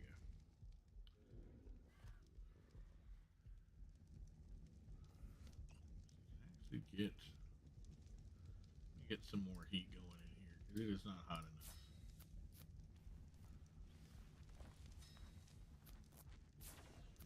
The more charcoal, the better. Anyway, when you're on your own, you have to make a lot of charcoal.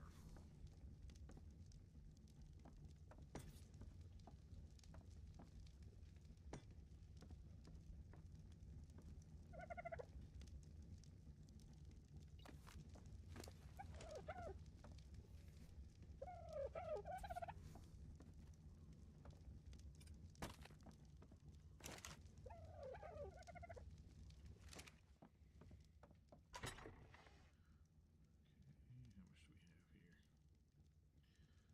I guess I'll have to get more, but that's okay.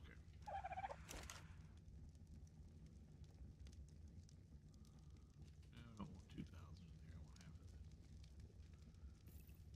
want half of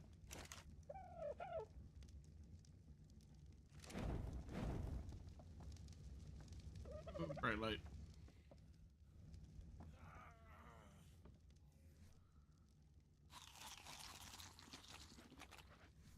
Yeah, we're only on day 3.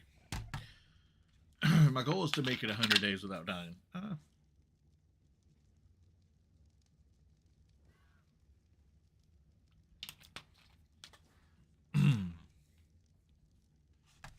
Which I don't foresee to be a problem, but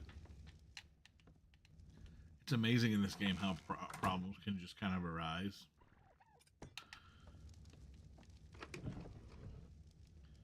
And at some point, I am going to make my way out to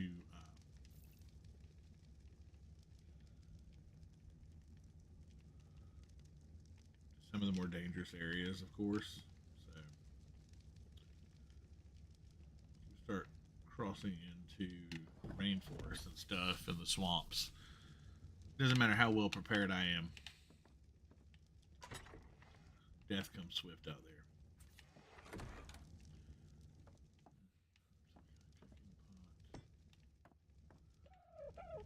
Water.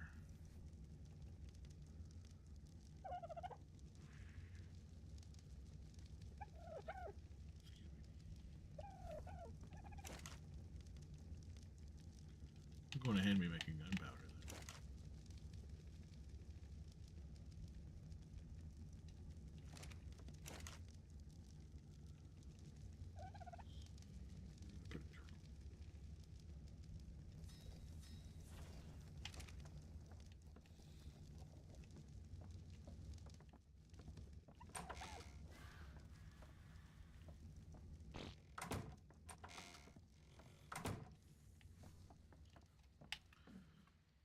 Oh, still too cold.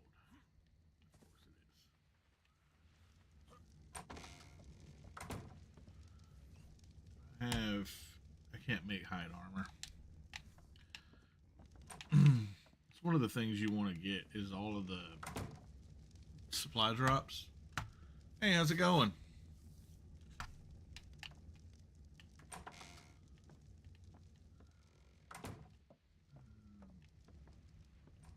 Too cold out here.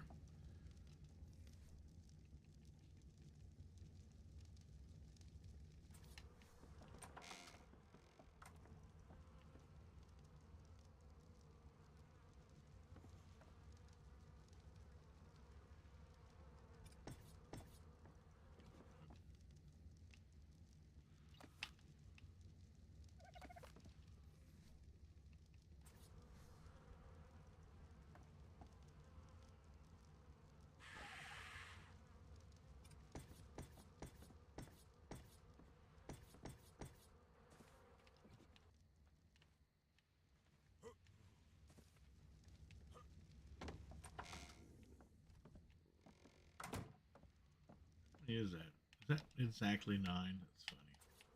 That's 8. I can get another one. Look at that. The sun's coming out. It's not as cold. Let me go get some.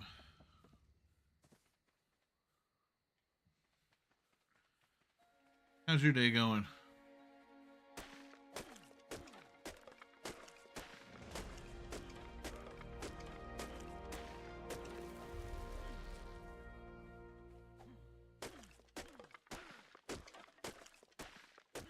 Now I'm hot. That's funny. It's like Texas weather. It's freezing during the night and burning hot during the day.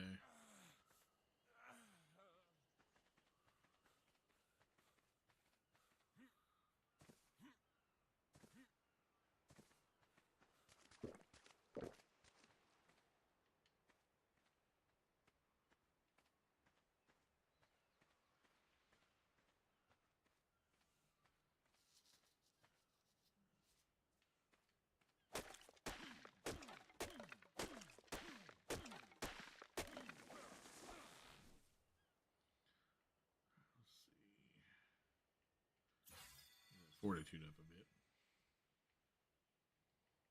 Okay, we got all that. Gateway. That's what we need. Refining forge.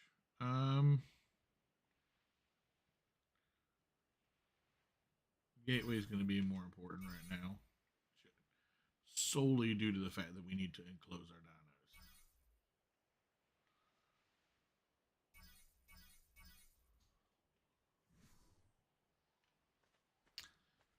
Indeed. I hadn't played in a little bit. Not like this. I usually play with like Primal Fear or something. I haven't played vanilla in a while. And even this is like modded vanilla.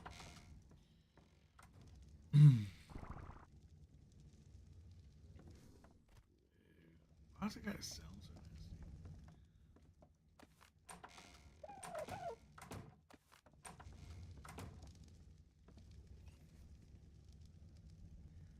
So, Dino Gateway.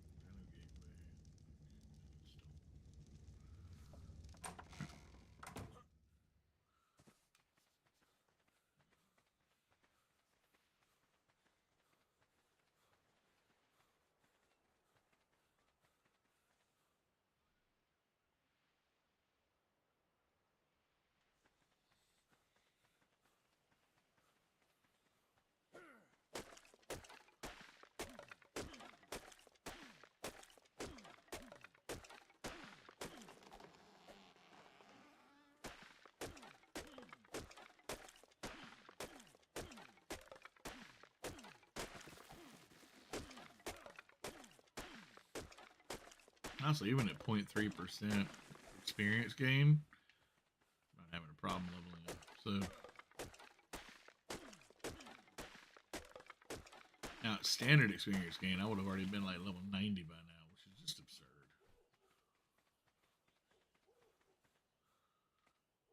Yeah, I know I'm hot.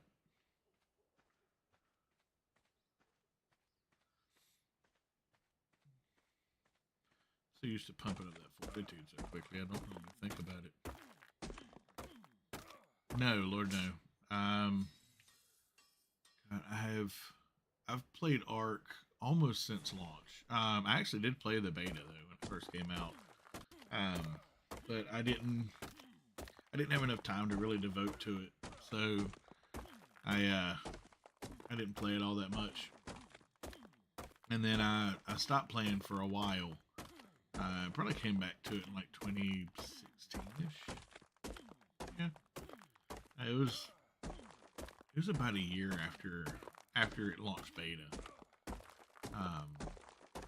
Then I started playing it again, like fully playing it again. I've been on and off since then.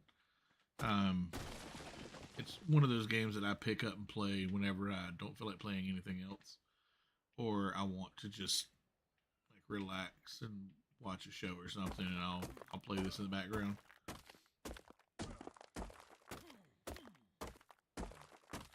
Um, how many hours? I say over 1,000. I easily have over 1,000 hours in it.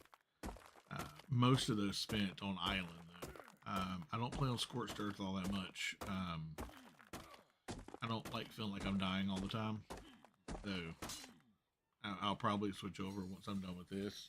I'll probably switch over to scorched earth and work my way through all of the different maps. Is one of my goals for this. So.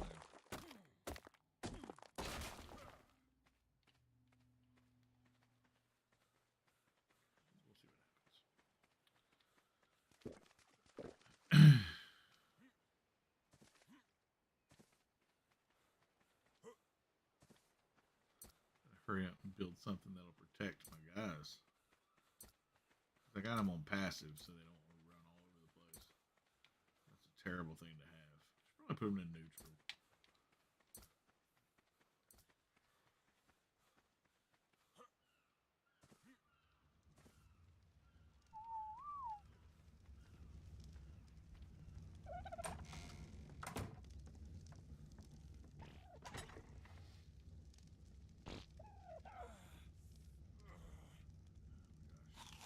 Always starving.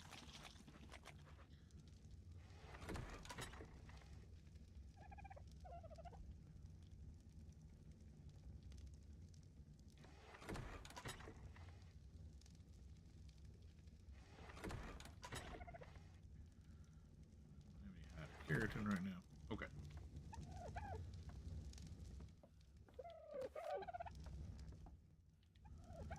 Need to, once I get this built up, I'm gonna go get thatch.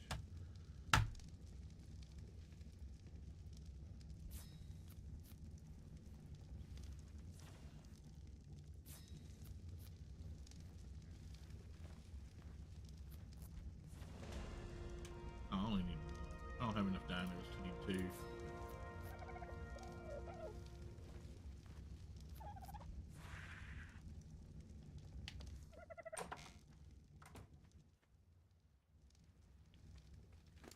Be careful. Raptors are a thing. Every time I see a parasaur running, I'm worried. Yeah, I don't play multiplayer on here.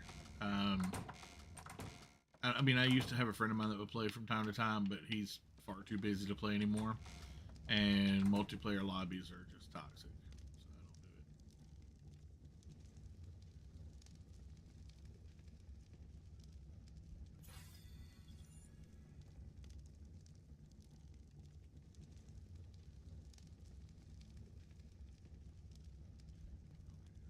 Okay, so refining forge.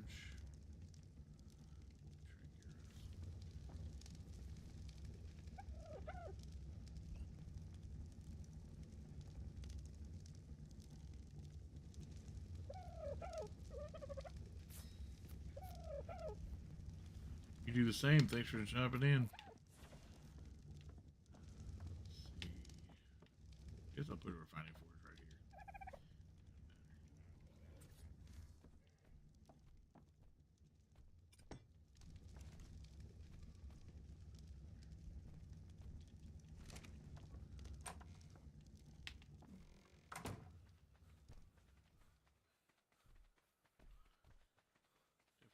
strike soon too.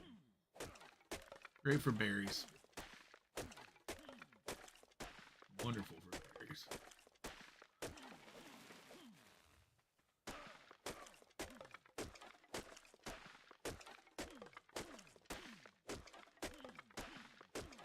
But yeah, see, without Monty stacks, without like boosting the harvest rates, can you imagine how long it would take? Because you only get like 10 to 12 per tree sometimes on vanilla. It's been a while. I mean, you may get more than that, but it's not more than 20 or 30. I mean, you would have to raise this whole forest and then have the resource respawn rates down. Like you're just constantly out here hitting stuff to get everything you need. Like you can't even enjoy the game on single player or vanilla, because all you're doing is just hitting stuff over and over and over again. You see if this is a female. If this is a female, then I'm in business. Oop.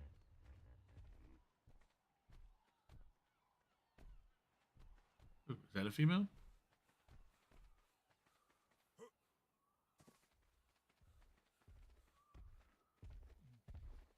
Male. Why are we all males? Here, we need to get some of these females. Need hide anyway.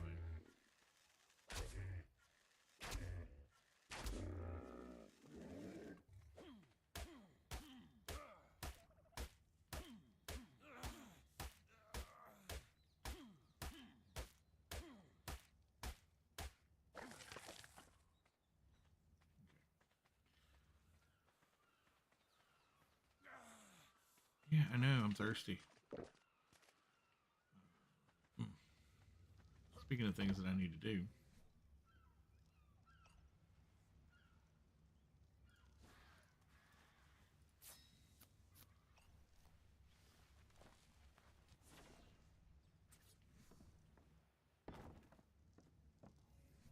That's not going to work.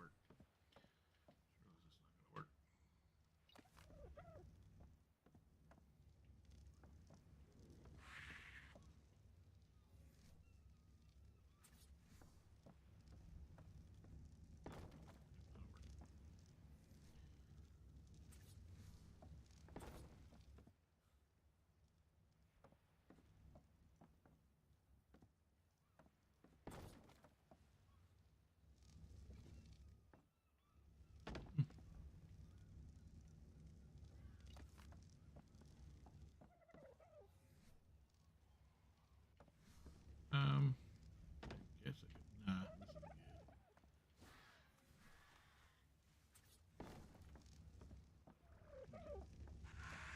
Because the second floor I always set up for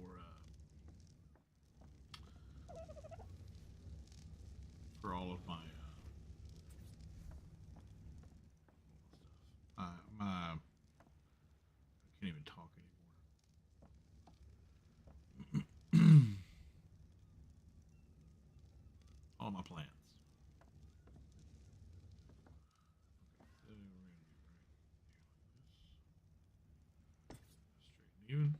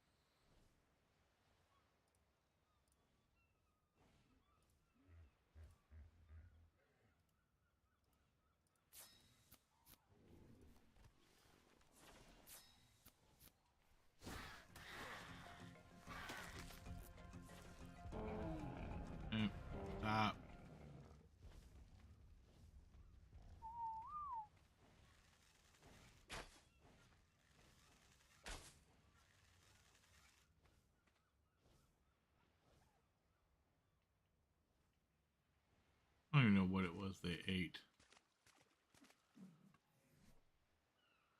There's probably something I'll realize here in a minute they ate and be really upset about.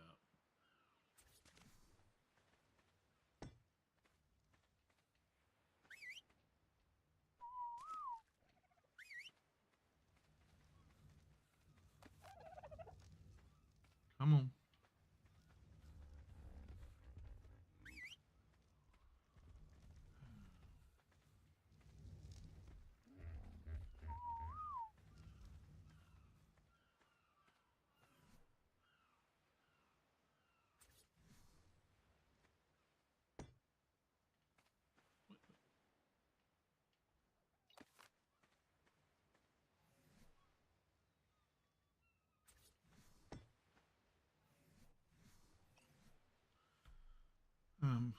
Oh, I see what I did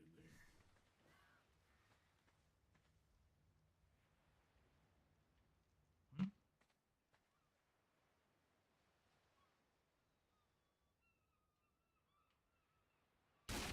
I made one that was SS and one that wasn't. Genius. Ball genius.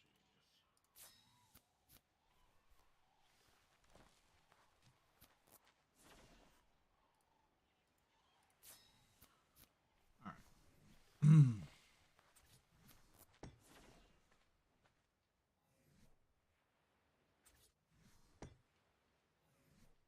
Now, tap.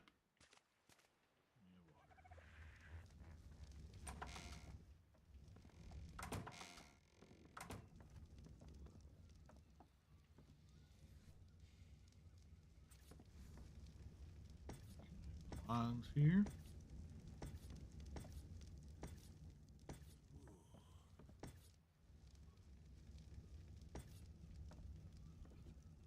And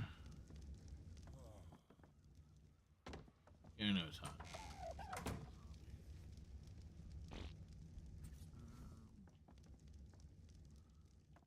Now, yeah, perfect. Tap. Now we have water right here by this. Perfect.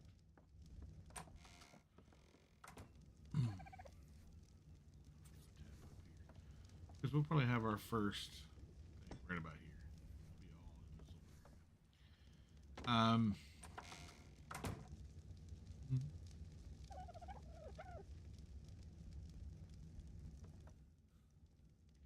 area. Now we can drink water from here. Got food aplenty, just to grow in here.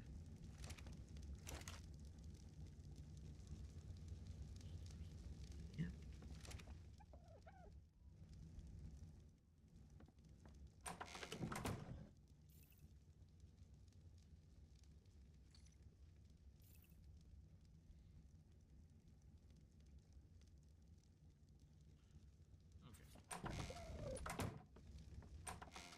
I mean, this is going to definitely need to be bigger.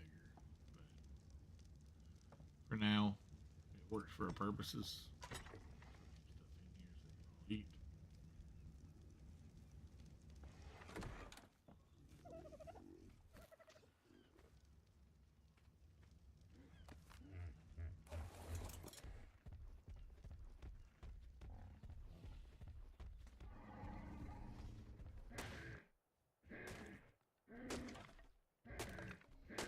They don't really get any more thatch than I do. No pointless. They do get more berries and stuff.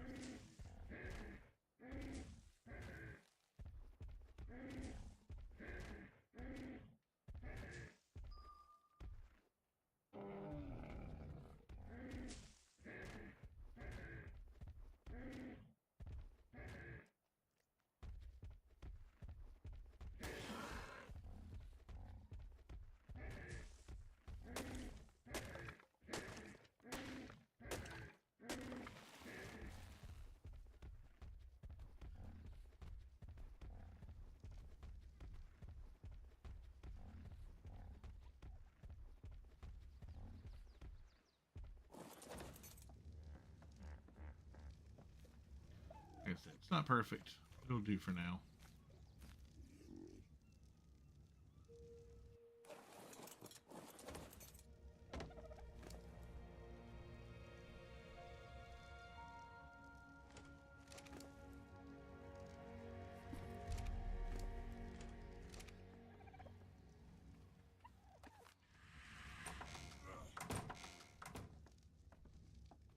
Walk over the fire every time I come in here would be nice.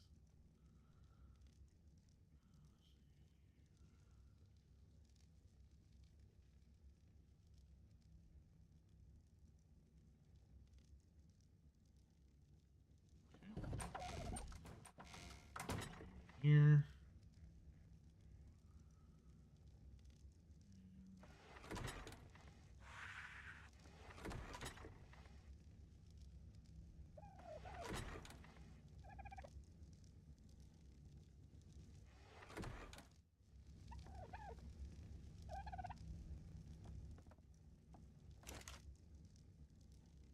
Oh yeah, I might want to throw some wood in there so that, you know, we starting up. Ah, I'll go ahead.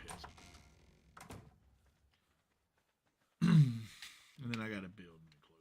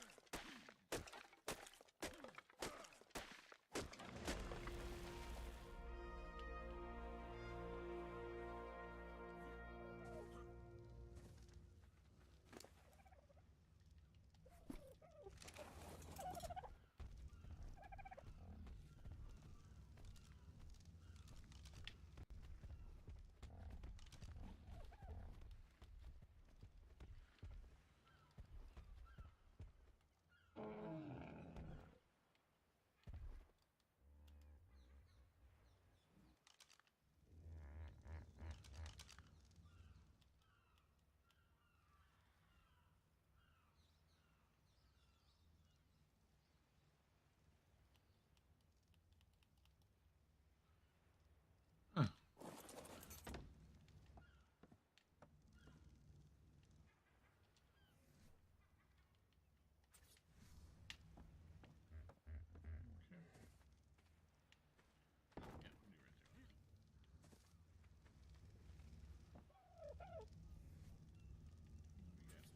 Here.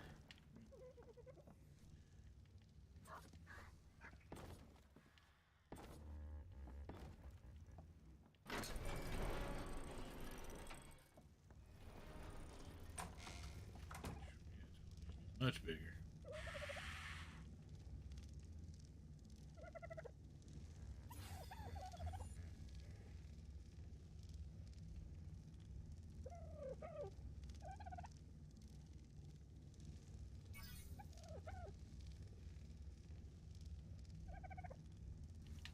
We're getting there. It'll take time.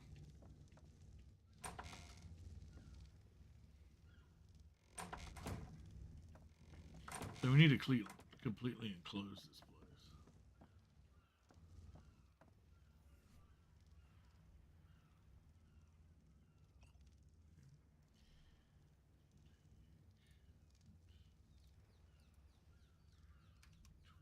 We have extras, it doesn't matter.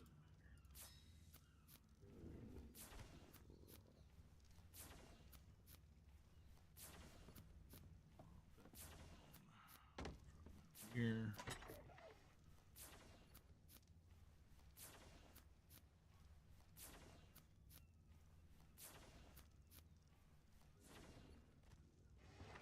I know it just happened, and I'm good with it. Really, what we need is to close the walls in.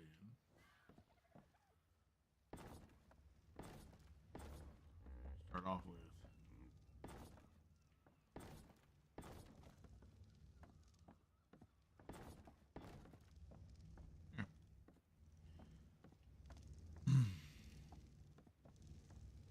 It needs to be 4 tall.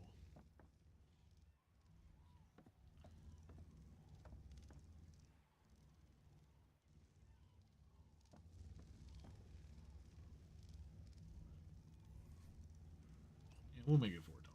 I ain't worried about it.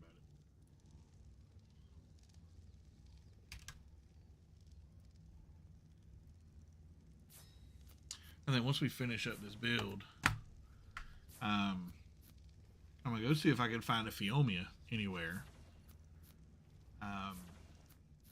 And then try get me a trike. I'm gonna get me a trike before it's over, but I'll need the Trancaris for that. Cause you can do it. You can do it with a slingshot on lower level trikes, but anything above level 20, there's not enough stone on the island to get you to do that before you go crazy.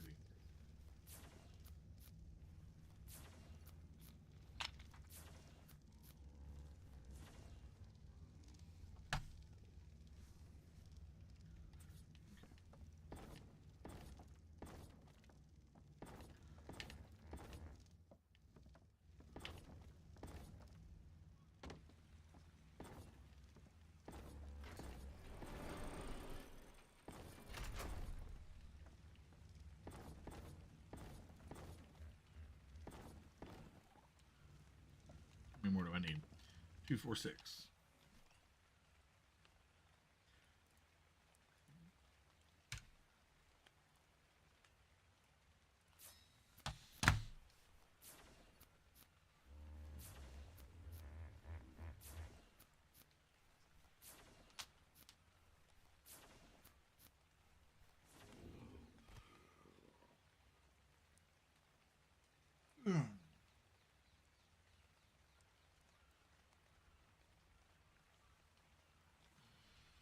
Okay. Now I need at least 17 seed.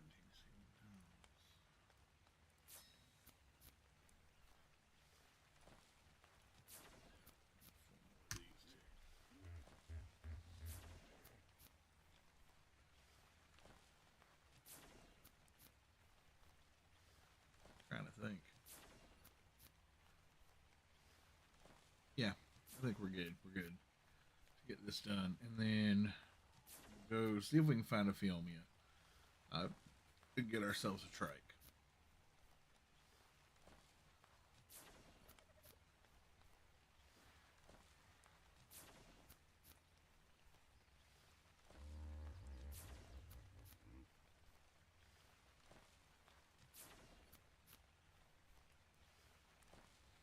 Level up just from doing this last bit of the build.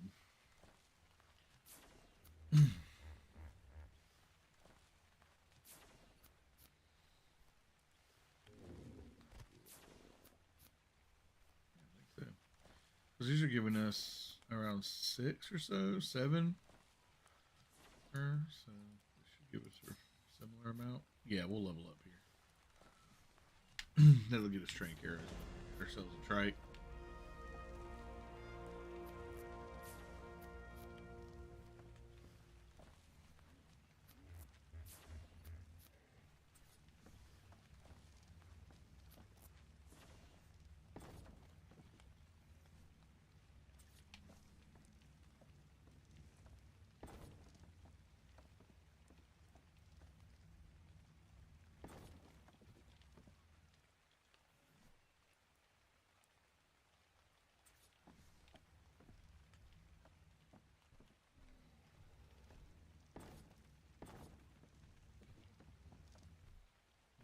I hope that's another thing they fix.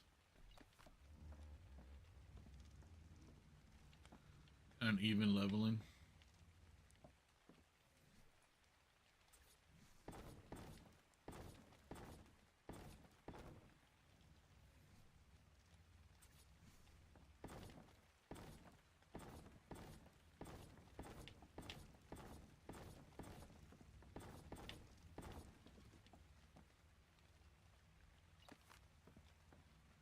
See, why are those snap points off?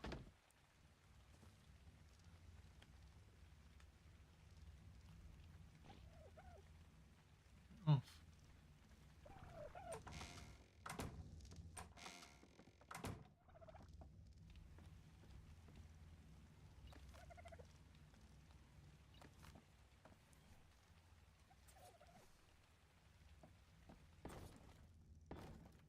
There we go.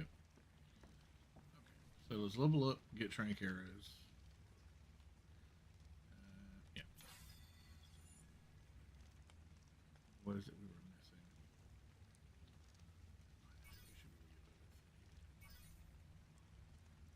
Not wall torches.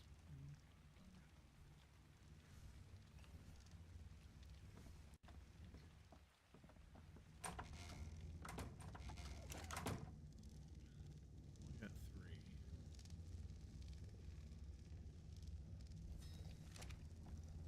Have more.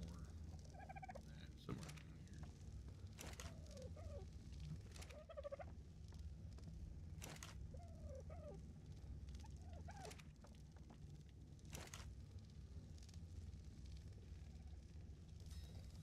We won't have enough to make the arrows.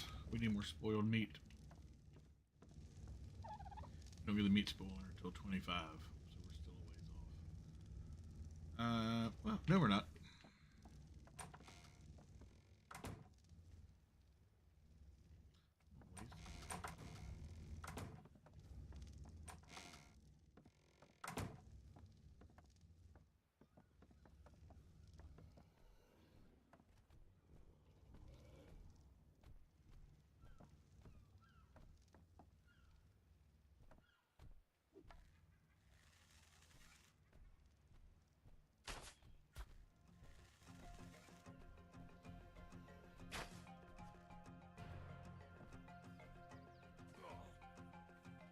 Felt that one.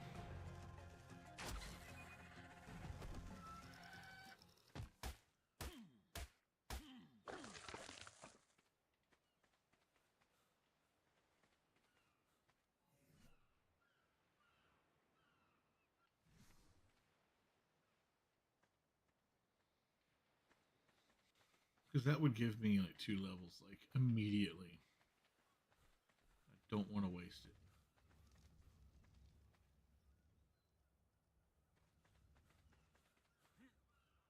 Most shops. What do you require, Mose? Please be something I have.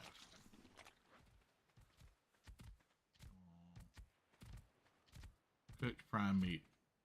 You stink.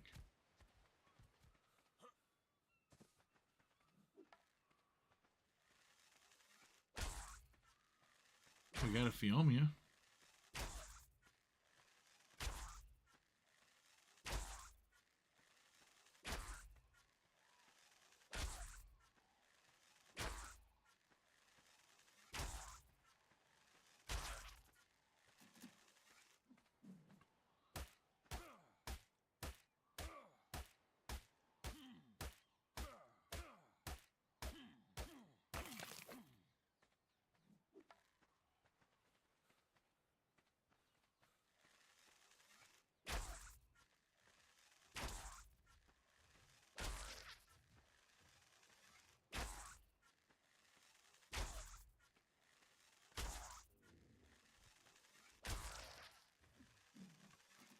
Alright. Let's put this Fiomia as a decent level.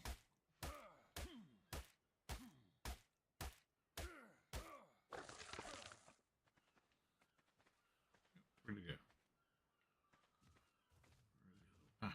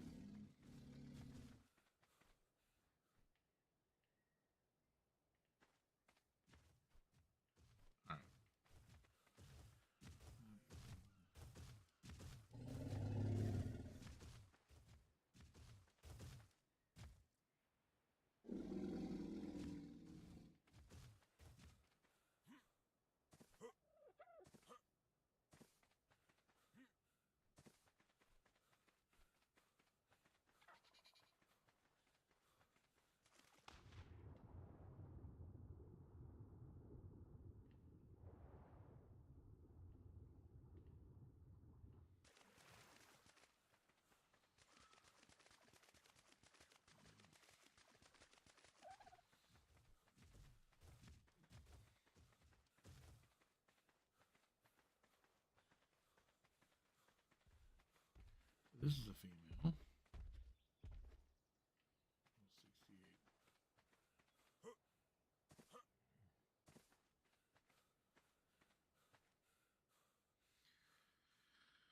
68. Let's see.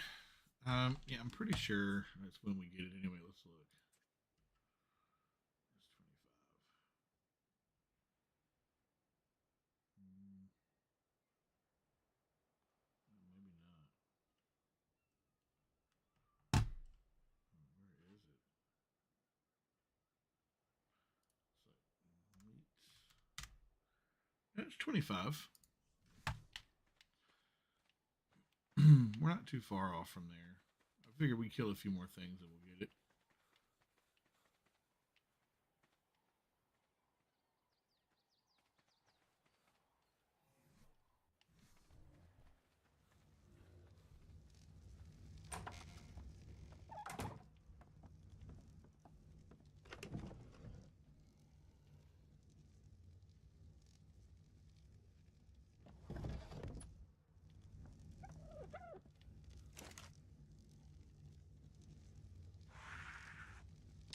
Keep forgetting to turn that on, don't I?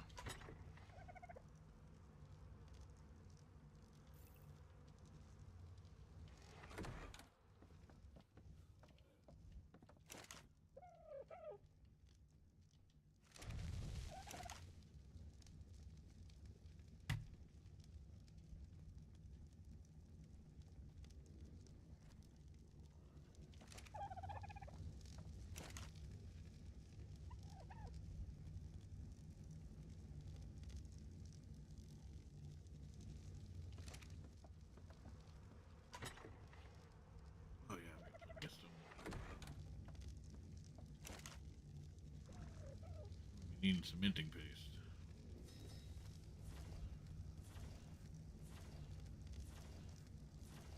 I forgot it takes quite a bit, doesn't it?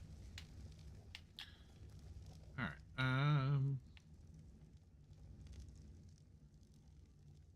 Smithy stone.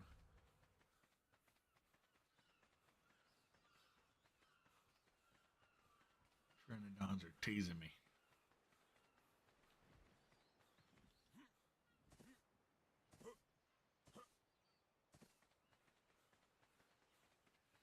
It doesn't look like we're going to get a Triceratops today. Yeah. It's spoiling in 3 minutes. Let me go ahead and separate these out. I don't remember how to do that on here. Yep.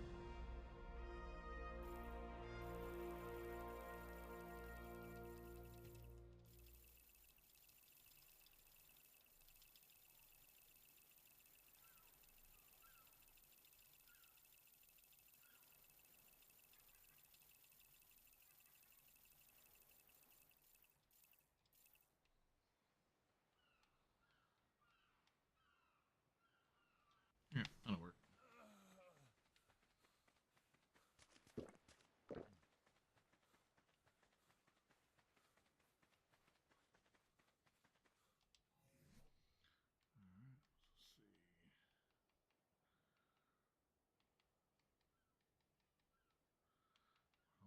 Yeah, we'll do some more weight. 24. So we got that. The metal hatchet. Down to healing brew, I'm not worried about yet. Stone foundations. Okay.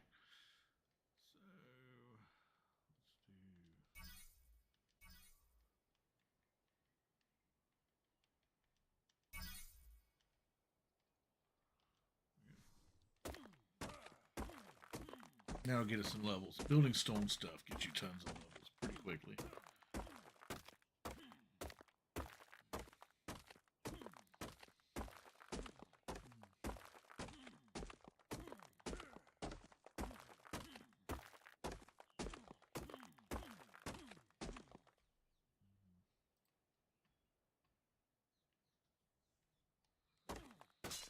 Tomorrow, hopefully tomorrow, we'll have Curse of Strahd D&D stream going. As far as I'm aware, everybody's still in. I haven't even checked.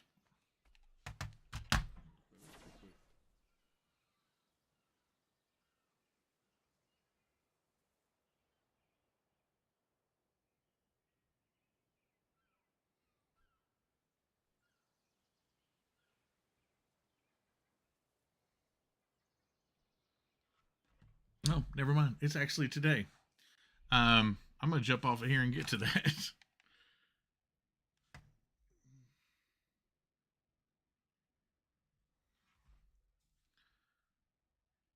Hold on. Let me see what's going on.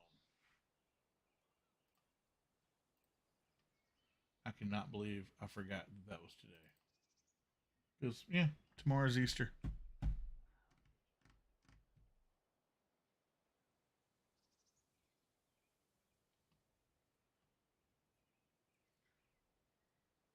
Discord, open up whenever you're ready.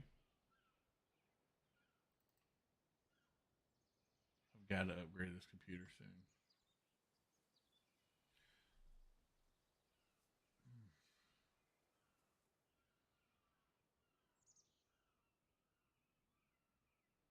I heard the phone go off an hour ago, and I just figured it was like a notification. I could deal with it later, but it was Roman texting me to see if I was coming.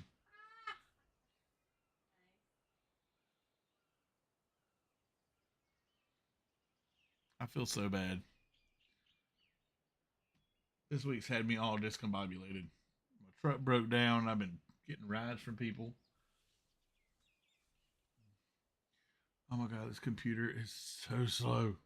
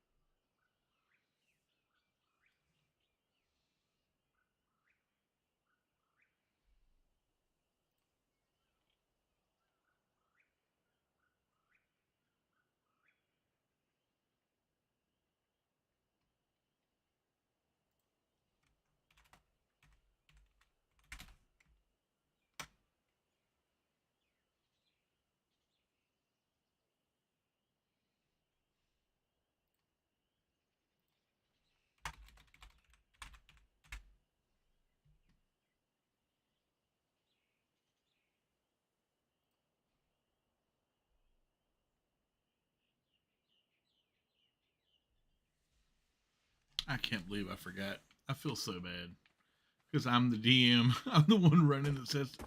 I'm the one that actually said we needed to run today.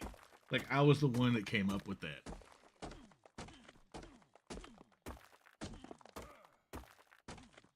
Because Beard wasn't going to make it again this week because he had something going on Sunday.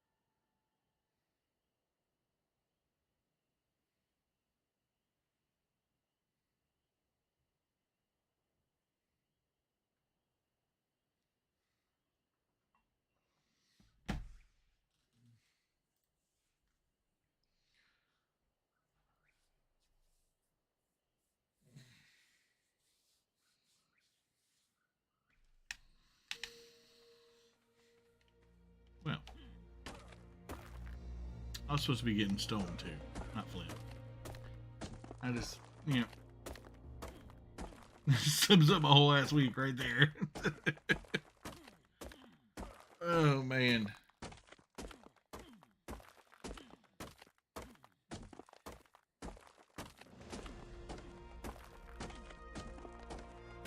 Tell you what, if I was any better at this, ooh, that'd be dangerous.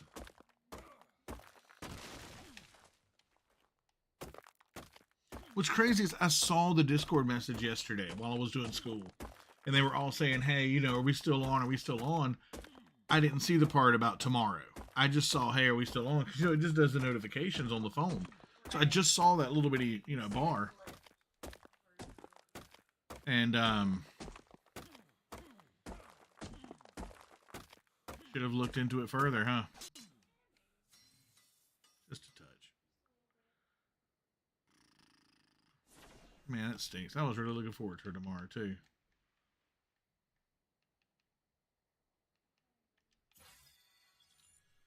Well, the Curse Destroyed campaign's going along great. I mean, it's been a lot of fun so far.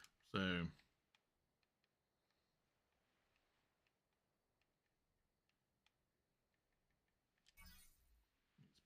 crossbow, make your hitching post. Um,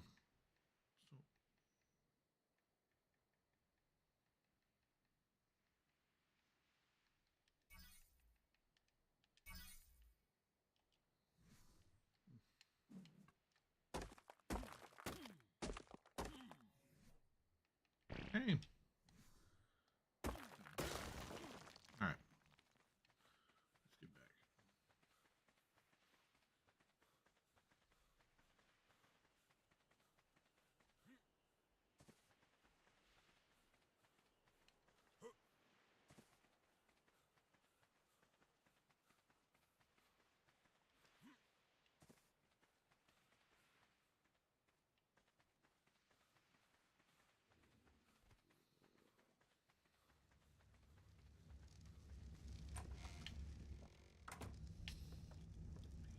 Super duper bummer.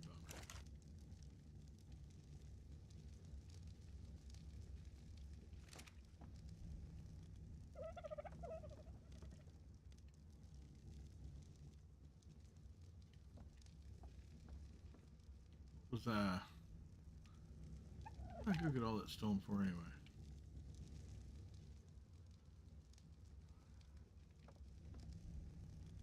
Oh. Oof. Boy, I tell you what.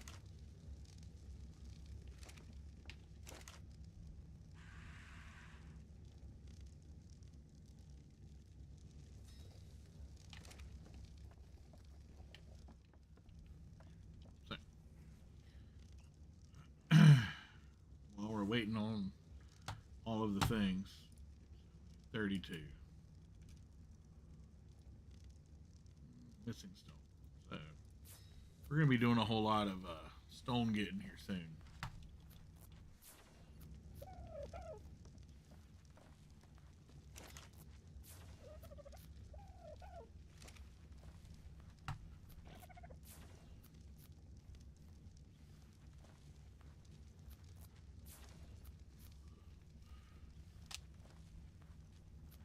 Well, I think I'm going to get off of here once this is all done.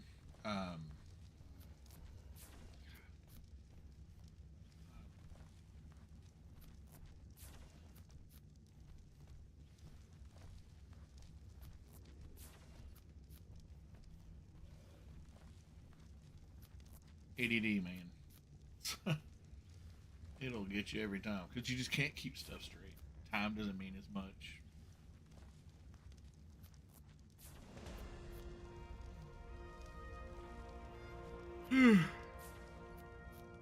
It's all good, though.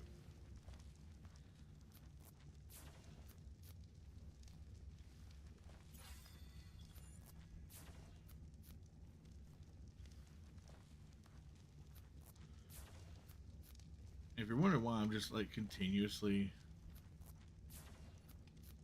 um, getting the weight, for now it's super important. But once we get to the point where we're starting to tame, like, you know, dinosaurs that can carry stuff, like Argents and um,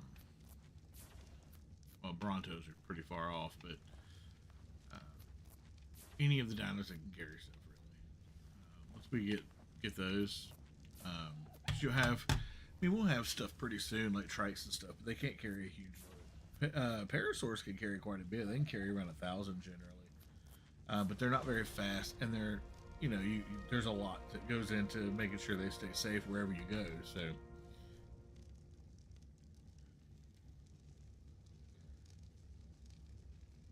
once we get to there, we'll probably do. We probably won't put any more. I probably won't put much more. I think 800 is good. Yeah, especially once we get RGs, and then like.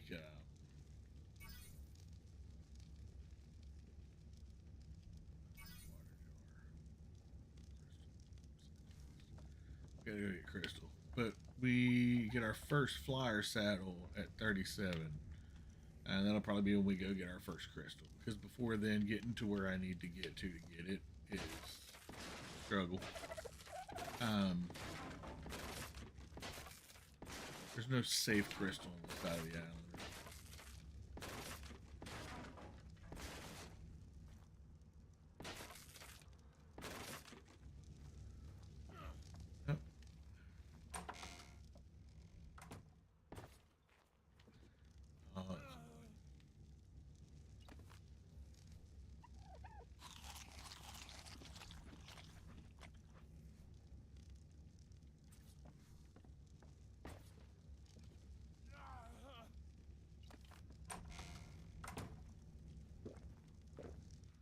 Not dropping down where it needs to right here, and I don't know why. Like I said, snap point issues are the bane of this game.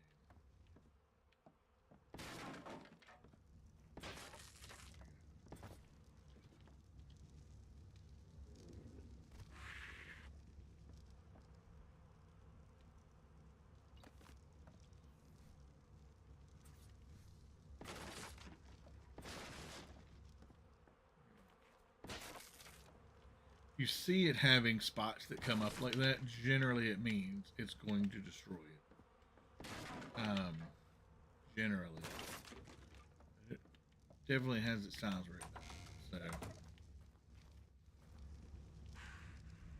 So. Okay. Well, we did what we did. You're good for now. So we'll call it for today. And I'll probably come back at some point tomorrow or something and do some more. But for now, I guess I'm out of here. Thanks to everybody that joined. I had fun. I'm gonna definitely put together a better educational set, as it were, for next time. So, be looking forward to that. But thank you all so much. Y'all have a wonderful rest of your day.